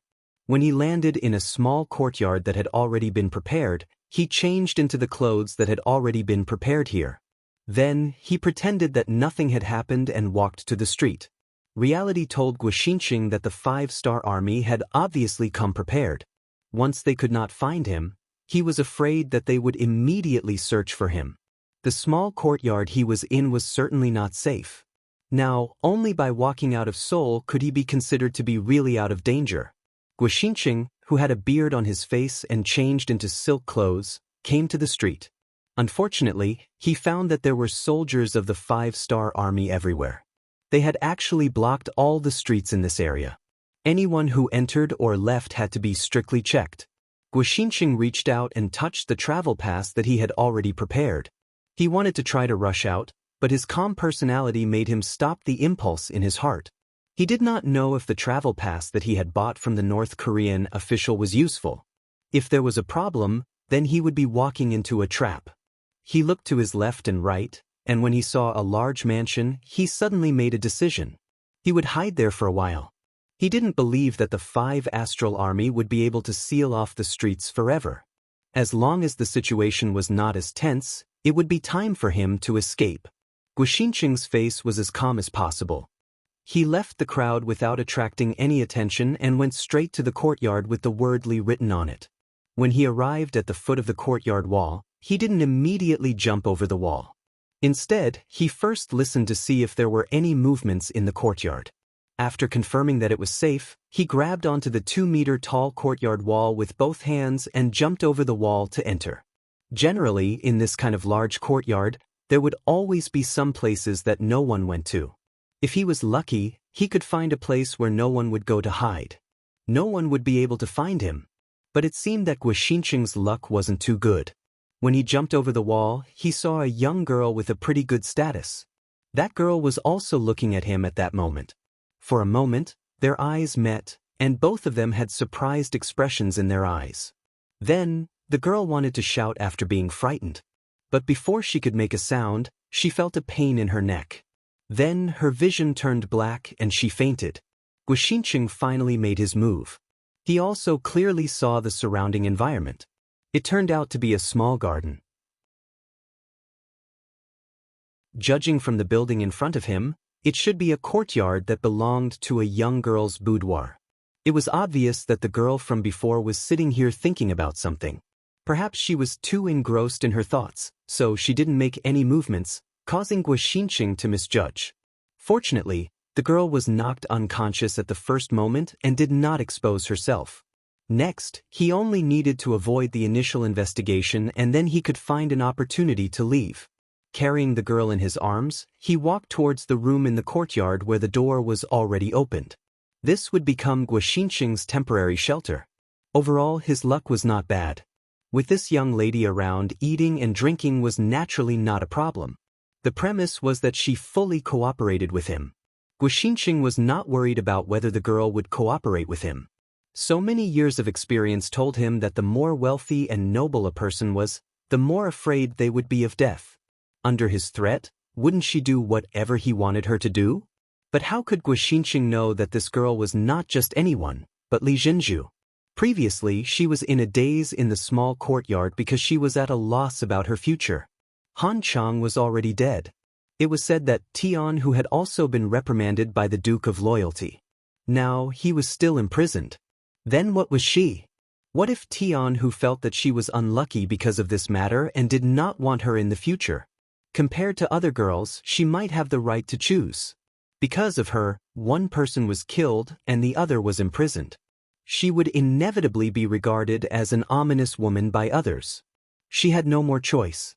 It seemed that blessings did not come in pairs and misfortunes did not come singly. If a person was unlucky, even drinking cold water could be stuck between their teeth. While he was in the courtyard, he actually encountered a criminal. Could this be his fate? After a while, Li Zhenju slowly woke up.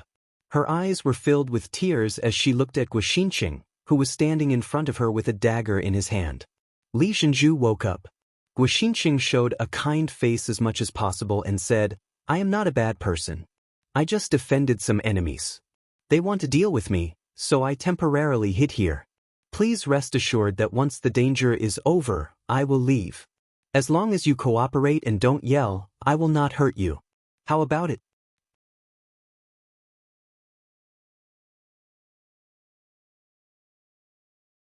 Chapter 947.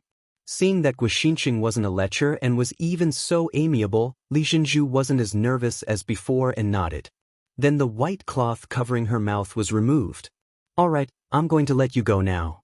But if you dare to scream, then the white knife will enter and the red knife will come out. It's a pity that you're so beautiful and yet you're going to die. Wouldn't that be a pity?" Li Zhenju nodded her head twice. Seeing how cooperative Li Zhenju was, Guxinxing smiled. "Very good. Next, I have a request. Before I leave, you can only stay in this room. If I discover any movement from you, I guarantee that within a few steps, my knife will fly out and take your life. Do you understand?" "I understand." Li Zhenju nodded her head obediently. "Very good, I believe you're a smart person." Guxinxing laughed again. Then, he walked to the small table at the side and casually drank the tea placed there. At this moment, it was as if the well water didn't interfere with the river water and the well water didn't interfere with the river water. They were only waiting for the danger to pass before going their separate ways. It was as if they had never met before. On the streets outside the Li residence, the investigation was still ongoing. The main focus was on middle-aged men. As long as it was someone like this, no matter what identity they had, they would be taken away for screening. Just from this point alone, Guxinxing was right not to rashly walk out. More than 2 hours had passed since the search began, but there was still no result. Wolf Fang Captain Tai, who led his men to search the area and finally found the courtyard where Guxinxing was staying. They also found the clothes that Guxinxing was wearing. This should be one of his strongholds. The surrounding streets have been tightly sealed off. It's impossible for him to leave. How about this? Inform all the troops to search from house to house. In short, we must find him. Tai, who looked at the clothes that Guxinxing had thrown away and said angrily. The target actually escaped from under his nose. This was a great humiliation. If he still couldn't find him, how could he face the 6th young master? Therefore, no matter what price he had to pay, he had to find him. After the streets were sealed off, the search began. The Cold Vanguard Regiment of the nearby Sea's 4th Division had been transferred over to guard the perimeter. The Wolf Fang Special Forces and the 1st Cavalry Division became the main force in the house-to-house search. Finally, the two tigers met and launched a joint operation. Coincidentally, Tian Hu and Tai Hu had met at the entrance of the Li family's courtyard. This place was very close to the street, and it was also a big house with many rooms. It would be very easy to hide a person here. When the two tigers appeared at the entrance of the Li residence with several subordinates, the two nodded in greeting. One was an infantryman, while the other was a cavalry. One was a regular combat unit, while the other was on a special mission. This made it very difficult for both sides to work together. But now they actually bumped into each other. It must be said that it was a kind of fate. "Captain Tai, after you." "Teacher Tian is too polite. This is Li Minheo's residence, right? You should go first." After a round of politeness, it was Tian who raised his arm and knocked on the door. After all, everyone knew that he and Li Minheo's daughter seemed to get along very well. After all, they would be family in the future.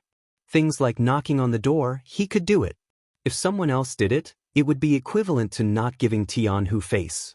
Tai Hu was a very good person, so he gave up the opportunity. After a round of knocking, the door of the Li residence opened.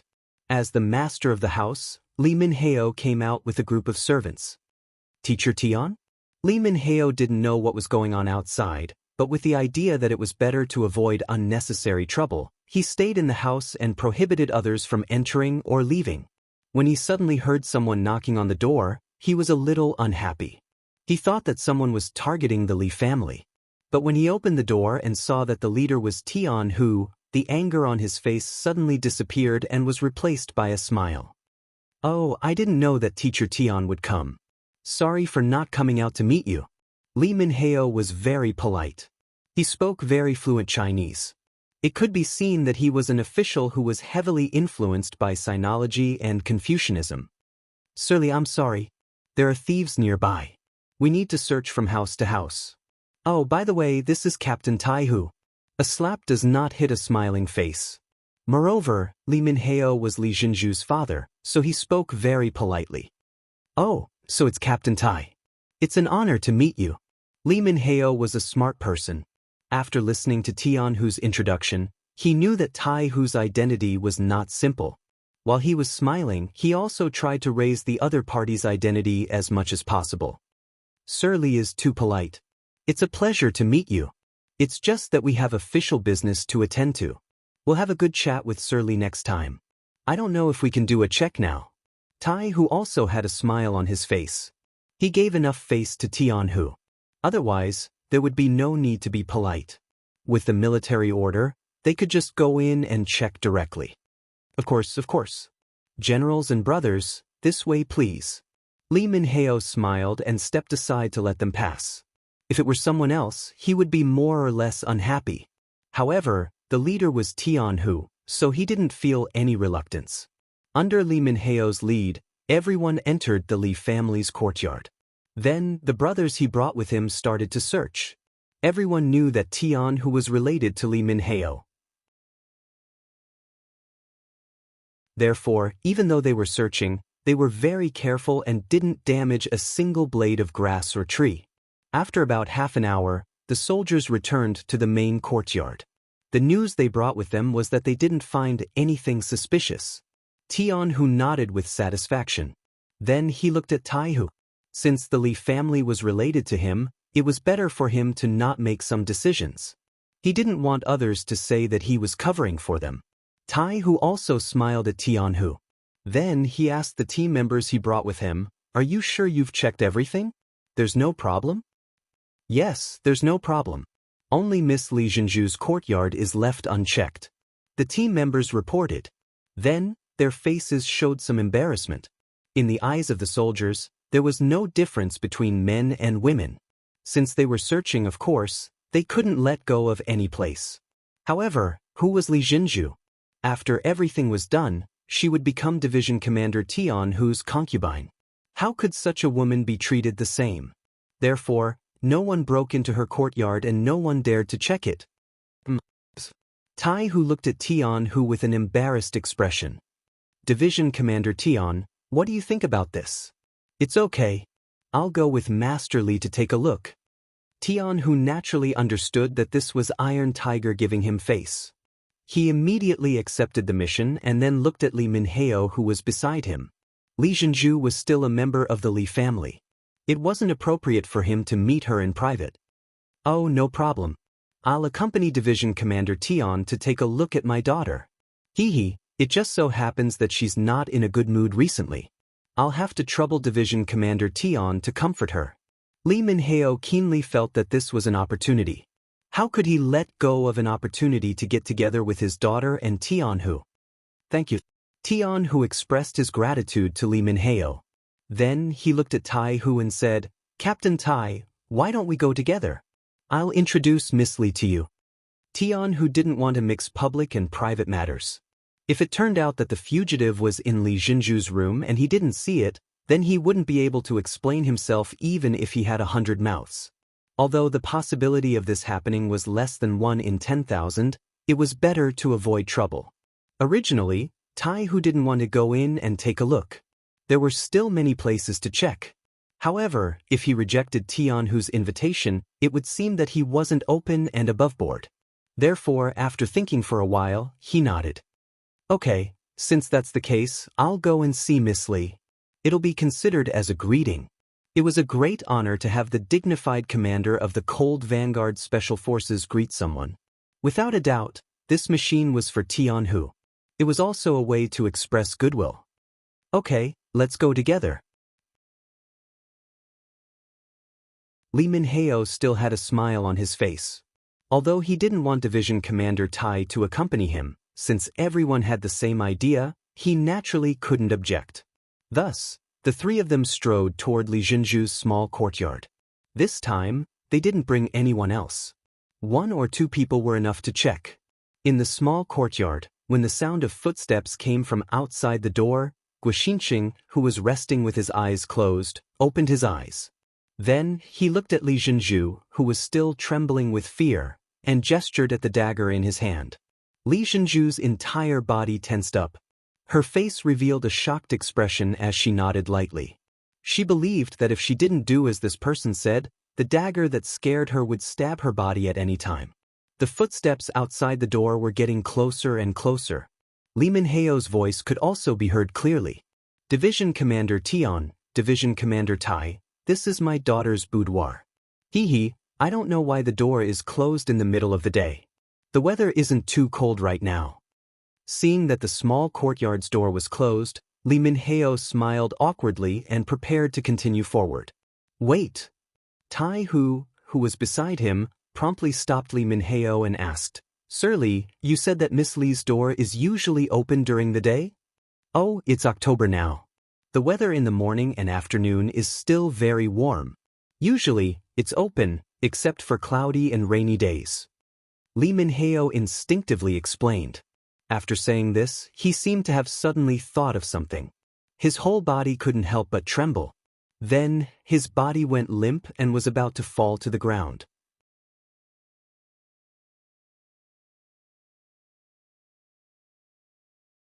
Chapter 948. Fortunately, Tian Hu reacted quickly and reached out to steady him.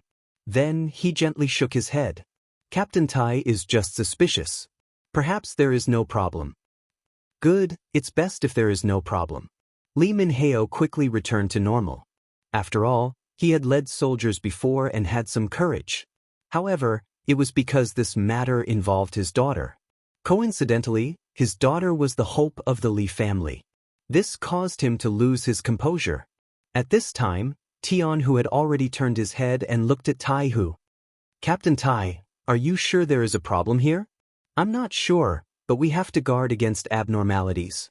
How about this? We will stand on the left and right of the door and wait for official Li to open the door. Then we will rush in. However, I don't know if Teacher Tian will have any problems with this kind of close combat. At this time, Tai Hu had no time to call his team members outside. If he left now and the person he was looking for was really in the room, he would definitely be alerted. Therefore, the next step would depend on him and Tian Hu. I have no problem with close combat. Tian Hu nodded. He was not originally a cavalryman. He only learned it later, so close combat was not a problem for him. Good, then we will need official Li's cooperation. Don't worry, Teacher Tian and I are here, so there won't be any problems. In a while, you just need to act like normal. Tai Hu saw that Tian Hu was so confident and his heart was set. Then his gaze fell on Li Minheo. In this short time, Li Minheo had also returned to normal. This matter involved the safety of his daughter and the future hope of the Li family. He also had to calm down. Okay, I know what to do. Don't worry. After the three of them had a preliminary understanding, they returned to the boudoir. In the room, Guixinxing was listening attentively to something. Just a moment ago, there was no sound outside, which made him suspicious.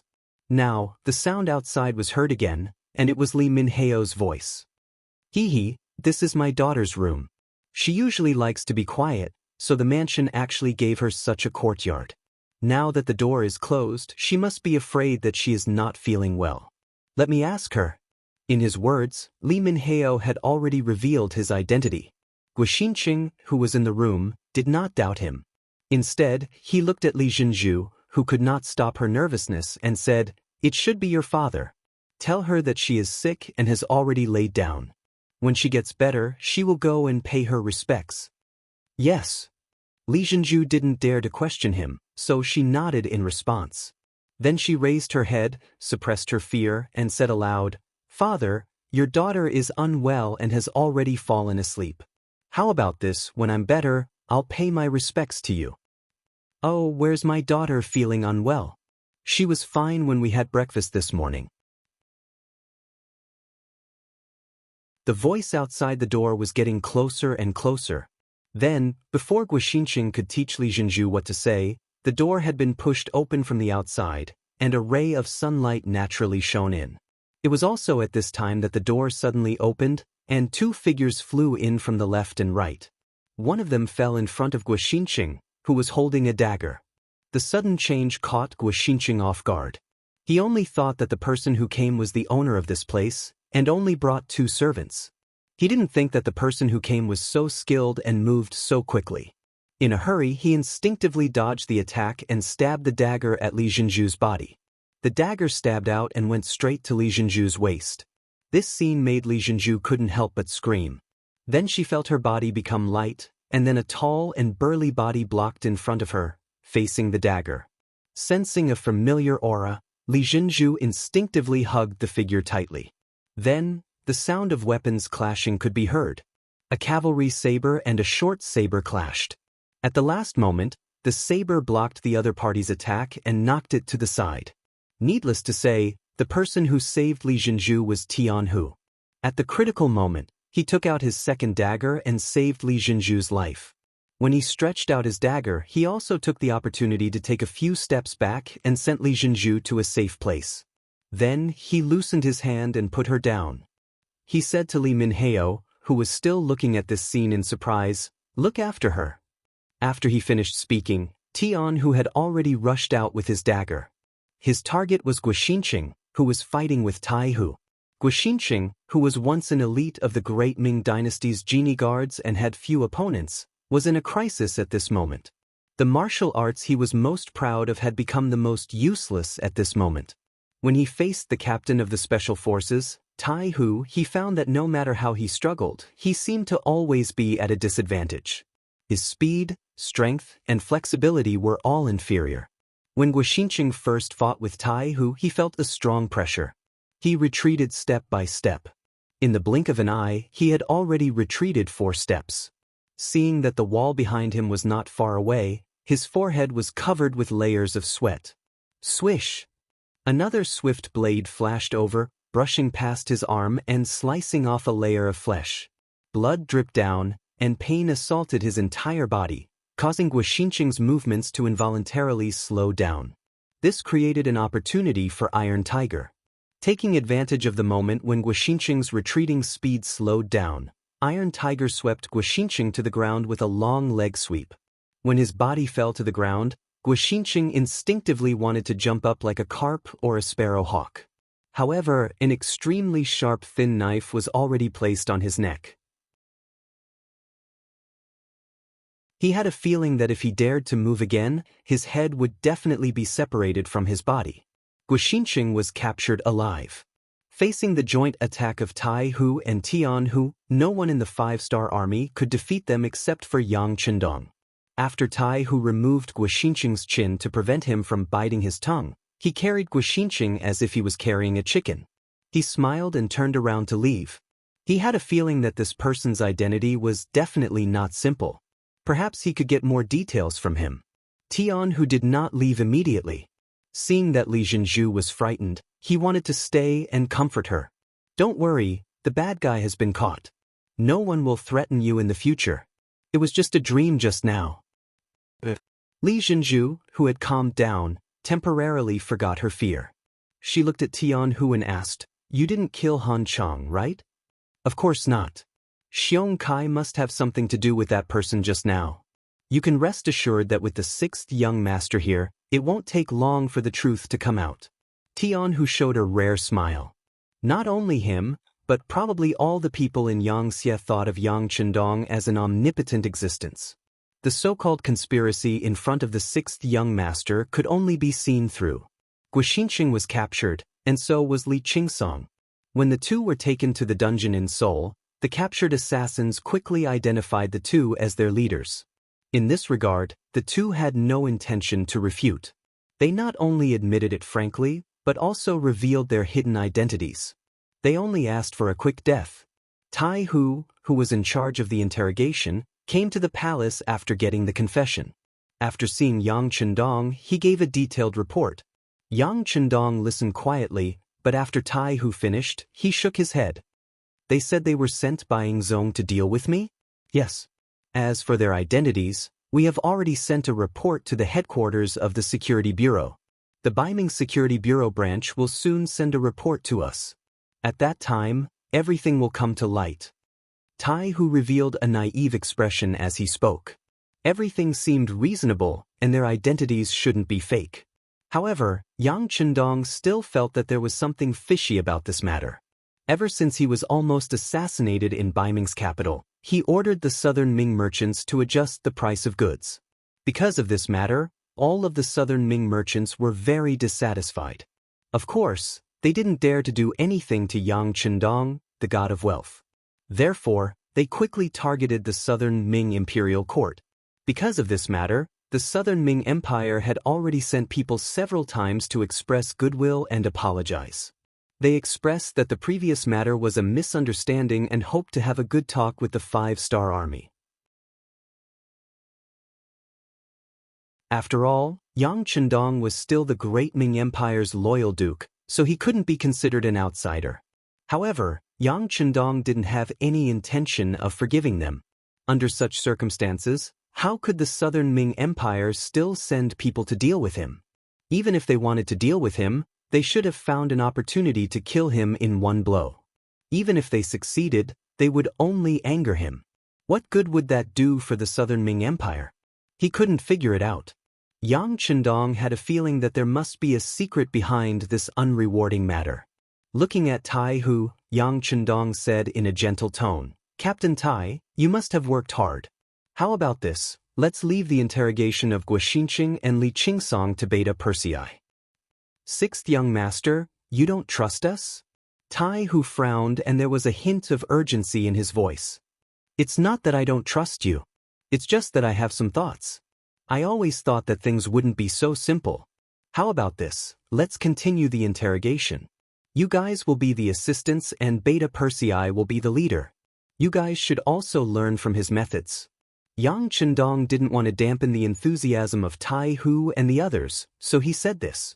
"Hee, I say, old Tai, you guys are very good at carrying out special missions.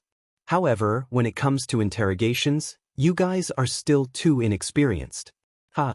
Let me teach you guys this time," Second Yang, who was standing beside them, said casually. He had learned a lot about interrogation skills from Yang Chendong. Now that he had the chance to show them, he was naturally proud. Beta Persei, who had received the order, went to the dungeon and called Guoxinqing and Li Qingsong together. "Listen, you two. You didn't tell the truth before, so give us a chance now. Otherwise, I'm afraid you'll be begging me to tell you." There was no torture, only persuasion. Tai Hu and the others, who were ready to learn, widened their eyes. If the other party could answer the questions just by talking nicely, wouldn't that be too ridiculous?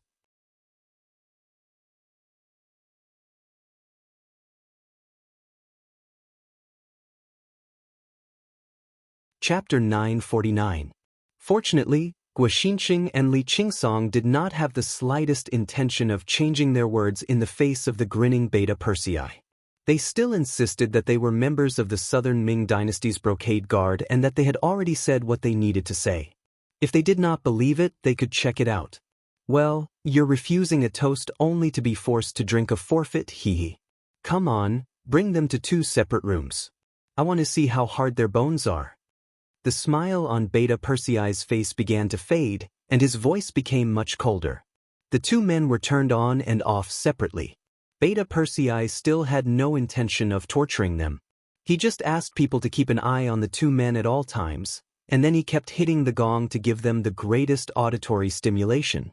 He also instructed that the gong should not stop until the other party was ready to speak again. Every quarter of an hour, a different person would strike the bell. Such a simple arrangement fell into Tai Hu's eyes. He asked with a puzzled expression, "Is that all? You'll know if it works or not when you try it." Beta Persei laughed and turned to leave. It seemed that torture was not necessary, but this kind of visual stimulation was fatal. Perhaps the 2 men could bear it for a short period of time, but after a long time, they would not even be able to sleep. It would not take long for them to have a psychological breakdown. When that time came, they would not dare to lie. The case of Han Chang's murder was closed. The matter was done by the southern Ming dynasty. Guoxinqing, Li Qingsong, and the others' complaints were posted at the entrance of the North Korean provincial government. As the provincial governor, Zhang Yi, in order to appease Han Chang's father, Han Zhao, he specially hired him to work in the new government and gave him a certain amount of power. Politics was not about fighting and killing. The beauty of politics was in compromise. Han Zhao was arranged to work in the new government. This was a signal that the five-star army would not exclude the local forces of North Korea. As long as they made contributions, they would receive corresponding rewards. With this move, in addition to Yeshin's hiring of more than a dozen North Korean officials, stabilizing food prices, redistributing land, allowing more people to have their own land, opening trade routes, preparing to build factories, starting to recruit workers, and a series of other policies, the situation in North Korea became stable again. At this moment, Luan Xiaoyu stood up again and added fuel to the fire. She took out more than 40 marriage applications and completed the initial marriage of the five-star army officers, cadres, and the local forces of North Korea. With each marriage, the situation became more stable. In the palace, after Governor Zhang Yi reported his work, he listened to Yang Chendong's instructions. Governor Zhang, distributing land and opening trade routes are only one aspect of it. You have to find the most suitable path according to your own characteristics. For example, North Korea is surrounded by the sea on 3 sides. This is a major characteristic. You should think of something to do with the sea. You are also an old man from Kaegung City. You should know about the canned food factory there. You can think of a way to ask your old mayor to think of a way to borrow some elites to build a factory in North Korea. As long as you have your own factory, there will be a way to sell your products. That is the same as having the freshest bloodline. Only then will you be able to ensure that North Korea's finances will not be affected. This way, you will be able to calm the people and create enough wealth to do what you want to do. Sixth young master is right. This official will immediately contact the mayor and ask him to support us no matter what. Zhang Yi nodded repeatedly. His eyes were filled with excitement. And the canned fish factory can be built. With the technology and the products are up to standard, you can consider promoting it to other places to sell. I believe that the brother provinces will support you. However, you must remember that you must not fish in a pond. You must have a plan and targeted development for the sea. You must not overdo the fishing.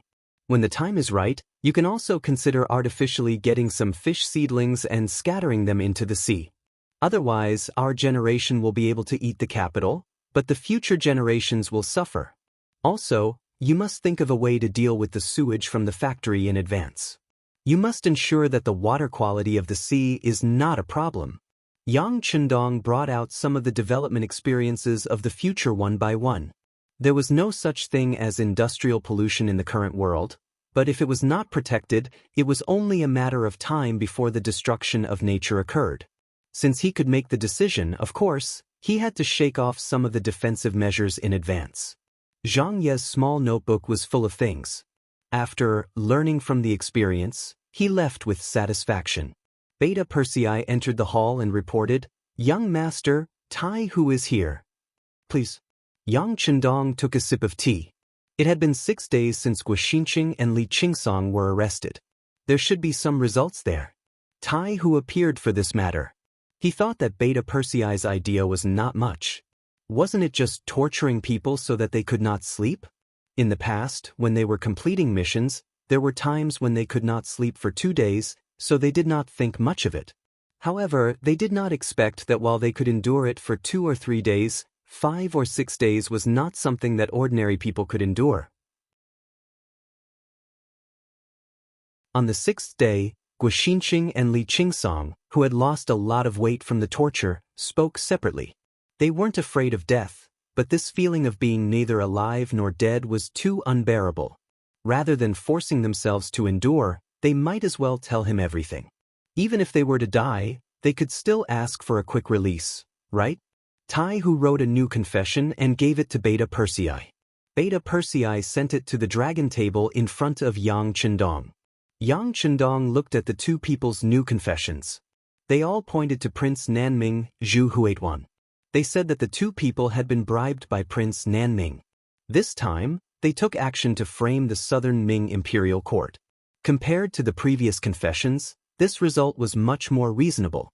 Tai Hu's heart was finally at ease. The matter was finally done. His mission was completed successfully. He did not let down the sixth young master's expectations. This monarch Nanming really has a good plan. Yang Chendong chuckled, then put away the confession.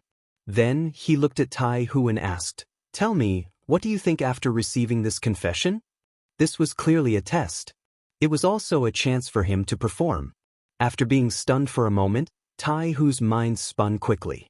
After about 5 or 6 breaths, he finally raised his head. "Sixth young master, this subordinate thinks that Prince Nanming is not enough to be feared. We don't need to take any revenge." "Tell me about it," Yang Chendong asked with interest. After receiving encouragement, Tai Hu's face flushed red. He continued, "Sixth young master, Prince Nanming's current situation is not good. He is being besieged by the southern Ming imperial court and Prince Shiping from both sides. He is already at a disadvantage. If this continues, it is only a matter of time before he is destroyed. It doesn't matter whether we intervene or not. Moreover, you said that now is the time to consolidate the fruits of victory. It is not the right time to be enemies with the great Ming Empire. Since that is the case, it is better to use this opportunity to develop our own strength. Isn't it better to sit back and watch the tigers fight?" Good. Tai Hu, you are looking at things from the perspective of the big picture. Not bad, not bad. You already have the ability to take charge of one side. Very good, very good. Yang Chendong laughed. He was very satisfied with Tai Hu's answer. Tai Hu, who was praised, smiled. He was also in a very good mood. Next, something that made him even happier was yet to come. Tai Hu, the current scale of the special forces is still a little too small. The role they can play on the battlefield is also very limited. I think it is time to expand the army. Let's make a regiment with 5 battalions and 2,000 soldiers. As for your rank, you should also be promoted. Let's make you a senior colonel. What do you think? Are you confident? Most regimental commanders were usually given the rank of colonel. Some junior regimental commanders were even given the rank of lieutenant colonel. But now that Yang Chendong allowed him to be given the rank of senior colonel, it was obvious that he was being promoted. It also meant that his status had been promoted. In the future, when he faced some of the teachers, he would be able to speak with his chest out. Tai Hu replied excitedly, "Thank you, sixth young master. Please rest assured, sixth young master, the special forces will not let you down." "Good. Remember, now that we have the scale, we also need to increase our combat power. Write a report on how much money you need. A young master will personally approve it." Tai Hu left excitedly. Yang Chendong, who was left behind, was not very excited. The expansion of the special forces, the Ghost Sniper team, and the Eagle Brigade was originally part of his plan. In the past, his strength was limited, so he couldn't invest too much in these special forces. But now, it was different. The entire army of the Yang faction added up to about 200,000 to 300,000 people. According to the ratio, these special military forces would need to be expanded. The main hall was silent. Yang Chendong was writing something on the table. It was about the matters after the incident between Guoxinqing and Li Qingsong. According to Yang Chendong, he was almost schemed against, so he had to give an explanation. Although it was as Tai Hu said, he didn't have the intention to send out troops. But he was not allowed to complain about it. Therefore, Yang Chendong personally wrote a letter to the Emperor of Southern Ming, Zhu Qizhen. The general content was that the Imperial Secret Service under your command tried to assassinate me. After the matter was exposed, they were arrested. Although they said that they were sent by you, I didn't believe it. After interrogation, it was proven that they were Imperial Secret Service members who were bribed by King Nanming. This was clearly King Nanming's plan to kill 2 birds with 1 stone. In the end, it was proven that I had almost wronged the emperor. Let's talk things out and let bygones be bygones. It could be said that most of the contents of the letter indicated one thing. The Duke of Loyal and Daring believed that Ingzong would not harm him. They were still good friends. However, these were just pleasantries. The most important thing was that Yang Chendong wrote that Ingzong reclaiming the southwest was part of his duty. As an outsider, he couldn't interfere. Therefore, the southern Ming could only take revenge themselves. As for what he could do, since he couldn't send out troops, he could only provide food. However, food didn't come from the wind. It was the hard work of the people of Vietnam and Laos. However, in order to support Ingzong in reclaiming the southern Ming and defeating King Nanming, they were willing to sell a portion of the food. As for the specific price, he could discuss it with the officials of the two provinces.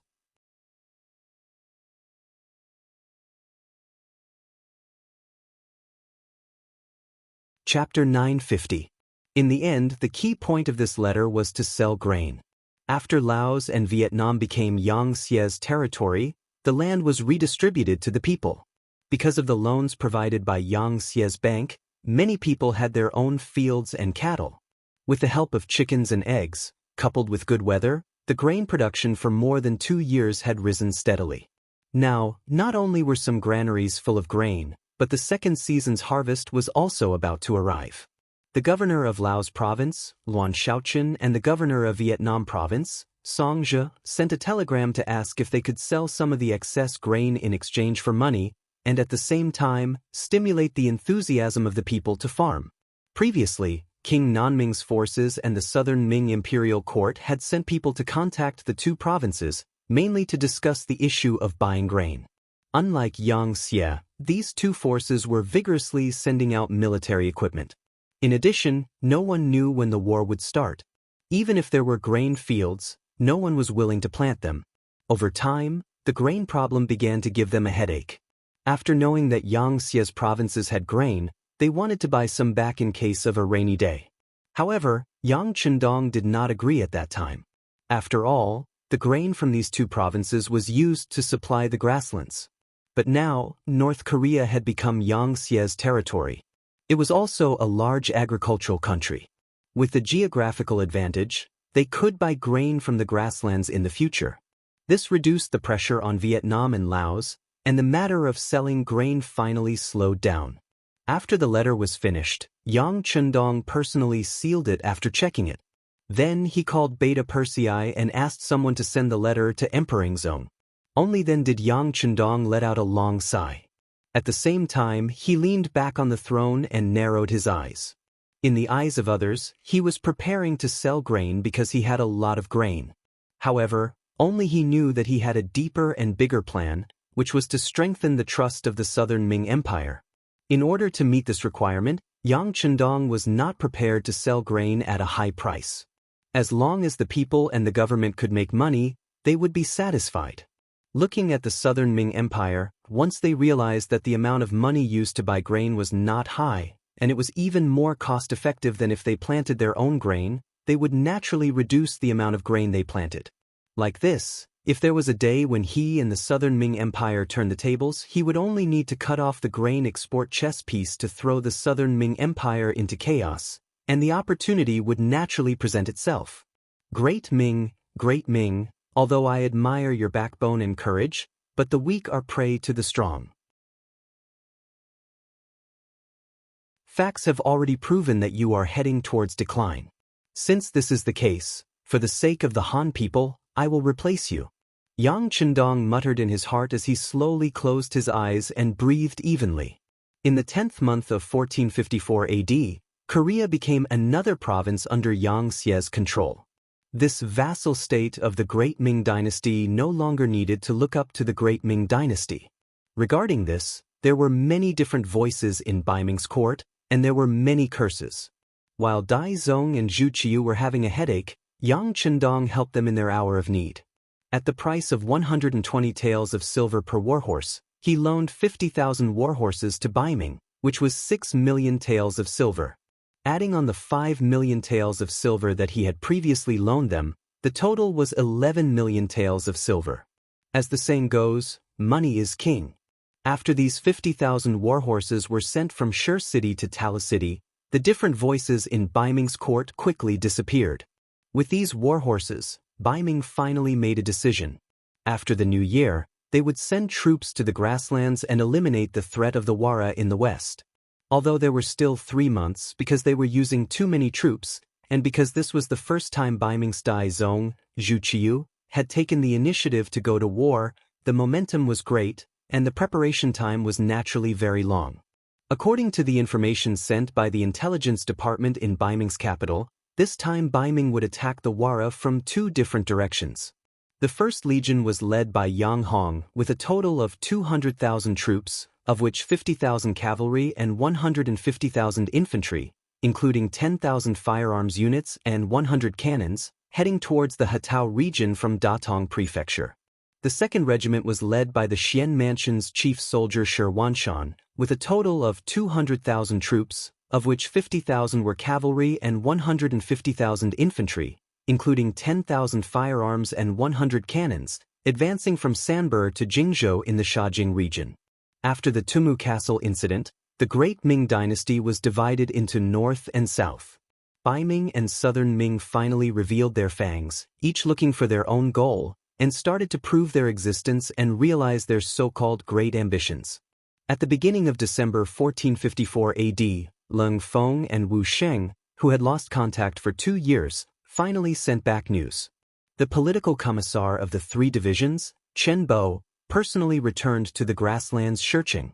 When the news reached the ears of Yang Chendong, who was still helping Zhang Yi stabilize the situation in North Korea, Yang Chendong, who was originally planning to return to Chichuan City to celebrate the new year, had no choice but to change his itinerary. Following Yang Chendong was the 1st Cavalry Division, as well as the 6th wife, Luan Xiaoyu. It was worth mentioning that Luan Xiaoyu was finally eaten by Yang Chendong. In the North Korean palace, only Luan Xiaoyu accompanied him, and they met every day.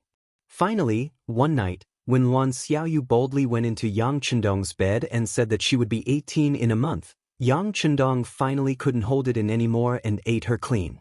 At this point, she finally became the 6th wife. Before Yang Chendong left, he promoted some officials through his performance in the past 2 months. Among them, Li Jinzhu's father, Li Minho, was promoted to a general of North Korea and was allowed to establish a 30,000-man North Korean provincial self-defense force. Usually, they were mainly responsible for the security of the province, and if they encountered foreign enemies, they were temporarily used to stop the enemy.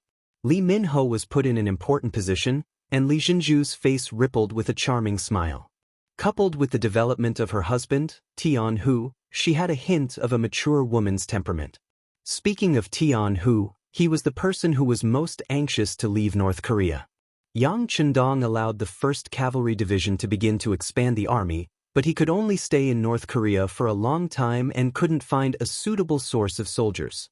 Although he hadn't been idle in the past 2 months and had been looking for suitable soldiers in North Korea, the results were unfortunately not satisfactory.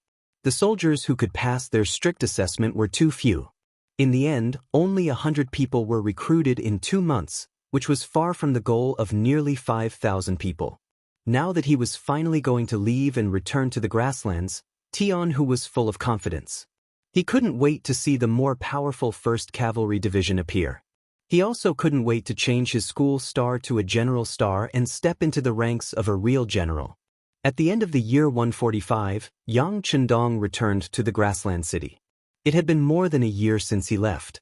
His return was welcomed by the city lord, Yu Mian, and the others. Most of the people in the city also walked on the streets to pay homage to their heavenly Khan. Luan Xiaoyu accompanied Yang Chendong by his side and looked at the people of the grassland kneeling on both sides of the street. She felt honored and happy, and the smile on her face never stopped. This was her man, the most powerful man in the world.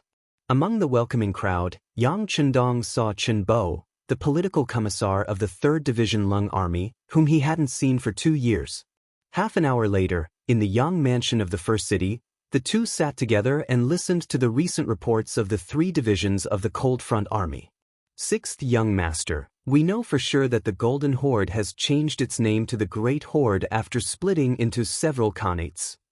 6th Young Master, after our army set out, we encountered heavy snow. Relying on the compass, we climbed over some snow mountains and walked across some plains. Then, we encountered the patrolling cavalry of the Great Horde. After quickly defeating them, we followed their lead and found many tall and fair-skinned people of the Gyuros tribe. We learned many things from them. The most important thing was that under the oppression of the Golden Horde for 200 years, they were extremely dissatisfied and were carrying out all kinds of resistance. Such things often happened in the Siberian grassland when the 3 divisions of the Cold Front Army entered. 6th Young Master, because our radio station was smashed on the way, it couldn't be used normally. Without asking for permission, Commander Wu Sheng and I privately decided to support the Gyuros in the Siberian region to resist the invasion of the Great Horde, and it was quite effective.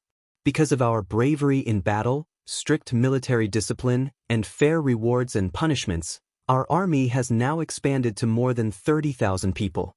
After the 3 divisions of the Cold Front Army, we formed the 1st Division, the 2nd Division, and the 3rd Division. Each division has about 8,000 people. Also, the Jurchen Cavalry Division has expanded from the original 3,000 to the current 8,000. The news entered Yang Chendong's ears and he quickly digested it. The Siberian grassland that Chenbo mentioned was the future Siberian Khaganate. It effectively blocked the declining Great Horde and the rising Russian Empire in the northwest of the Great Ming Dynasty. The north of the Great Ming Dynasty was now the north of the current Liaodong, the northeast of China, including the Russian Far East. In ancient times, no one in the Central Plains dynasty had worked hard to develop such a place. At most, they would declare their sovereignty. After all, the climate here was bad, and it was quite difficult to develop with the production conditions of the time. Therefore, the people who lived here were all fishermen and hunters. The grasslands of Siberia had become a dividing line, separating these neglected areas from the war between the Great Horde and the ancient Russians. In other words, if they were willing, the vast land in the Far East would belong to whoever sent troops to the north of Liaodong. That was half the size of the Great Ming Dynasty. It was impossible for Yang Chendong not to be tempted. However, at the same time, there was a realistic problem. It was too poor, and the winter was long and the summer was short. The climate was bad, and it was not easy to develop there.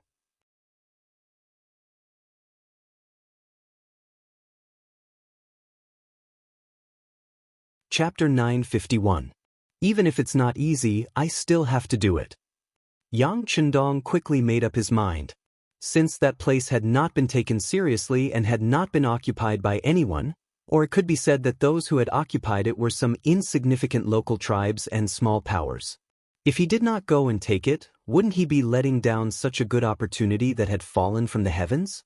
Chen Bao, tell me more about the situation to the east of Siberia. With an idea in his mind, Yang Chendong wanted to know more. Unfortunately, Chen Bao couldn't say much after that. Obviously, his focus wasn't on that piece of land. After all, it was vast and sparsely populated. It was mountainous and swampy, especially when the weather was cold and the time of winter was too long. It really didn't attract people's interest. However, Chen Bao was very smart. He seemed to have understood Yang Chendong's intention in an instant. 6th Young Master, do you want to occupy that place? Yes, I do have such an idea. Chen Bao was one of his confidants, so Yang Chendong did not hide it and nodded. When Chen Bao heard this, he immediately looked like he wanted to say something but hesitated. Just say what you want to say. There are no outsiders here. Yang Chendong said encouragingly. Yes. Chen Bao nodded, then stood up from the chair, stood in a standard military posture, and said, 6th Young Master, this subordinate thinks that the eastern part of the Siberian prairie is of no value now, and the climate there is very bad. If we enter without sufficient preparation, it is likely to consume a lot of manpower, material, and financial resources. It may even be a huge pit that may take a long time to fill. Since that is the case, it is better to stabilize the Siberian prairie and guard it, not letting anyone invade at all. Then, with this as the starting point, we can develop eastward bit by bit in an orderly manner. After saying that, Chen Bao didn't even have the courage to look at Yang Chendong. Now, the 6th Young Master was no longer the 6th Young Master who only had a few thousand subordinates. Instead, he was a king with hundreds of thousands of soldiers and millions of people. Chen Bo himself didn't know if it was appropriate to say these things, but considering that he was asked, it was his duty to say what he should say. Otherwise, he would be irresponsible. When Yang Chendong heard these words, his expression gradually changed. He suddenly realized that he had been too impatient. He had only wanted to occupy the land, but he had not thought about whether reality would allow him to do so or what kind of price he would have to pay. Perhaps the wish in his heart was too grand, so he had to race against time because he was not sure if his successor would continue on his path if his dream was not fulfilled after he was gone. Also, his life had been a little too smooth recently, which made him forget himself. That's right, the Far East was indeed not suitable to send a large army into. It was not for any other reason, but because the weather was bad and the roads were difficult to travel. Without any foundation and preparation, it would be a huge project to develop there again. It was very likely that it would end up like what Chinbo said. In the end, it would take a lot of manpower, financial and material resources, and the final result would be far less than the cost. I was too impatient, Chinbo. Thank you for your reminder. Yang Chendong, who had come back to his senses, very rationally gave up on the idea of migrating to the Far East. Chen Bo originally thought that his bluntness would make the sixth young master unhappy. If that was the case, his future path would be equivalent to reaching the end. However, he did not expect that not only was Yang Chendong not angry, but he even took the initiative to apologize to him. For a moment, he was shocked. He quickly waved his hand and said, "Sixth young master, don't scare me. I'm a coward." "Ha, you're a coward? There aren't many people like you who dare to speak so bluntly in front of me. However, I like it. If you have a problem, you should raise it. If you have doubts, you should speak up. Otherwise, everyone will make mistakes. The higher the position, the more mistakes you will make. In this regard, you've done very well." Yang Chendong laughed. It was the kind of laughter that came from the bottom of his heart. Chen Bo immediately laughed. Then, he brought up a topic that interested Yang Chendong. "Sixth young master, although we're now spending a lot of effort in the Far East, it's still possible to develop a small area. It's also to find a way for future development. Moreover, there are a lot of things lacking in the Heber Prairie, such as food, war horses, weapons, and so on. It's a good opportunity to move some people there and help the army transport supplies. Isn't it killing two birds with one stone?" Chen Bo said these words with the intention of fawning on them. After all, it wasn't good to directly reject Yang Chendong's overall plan.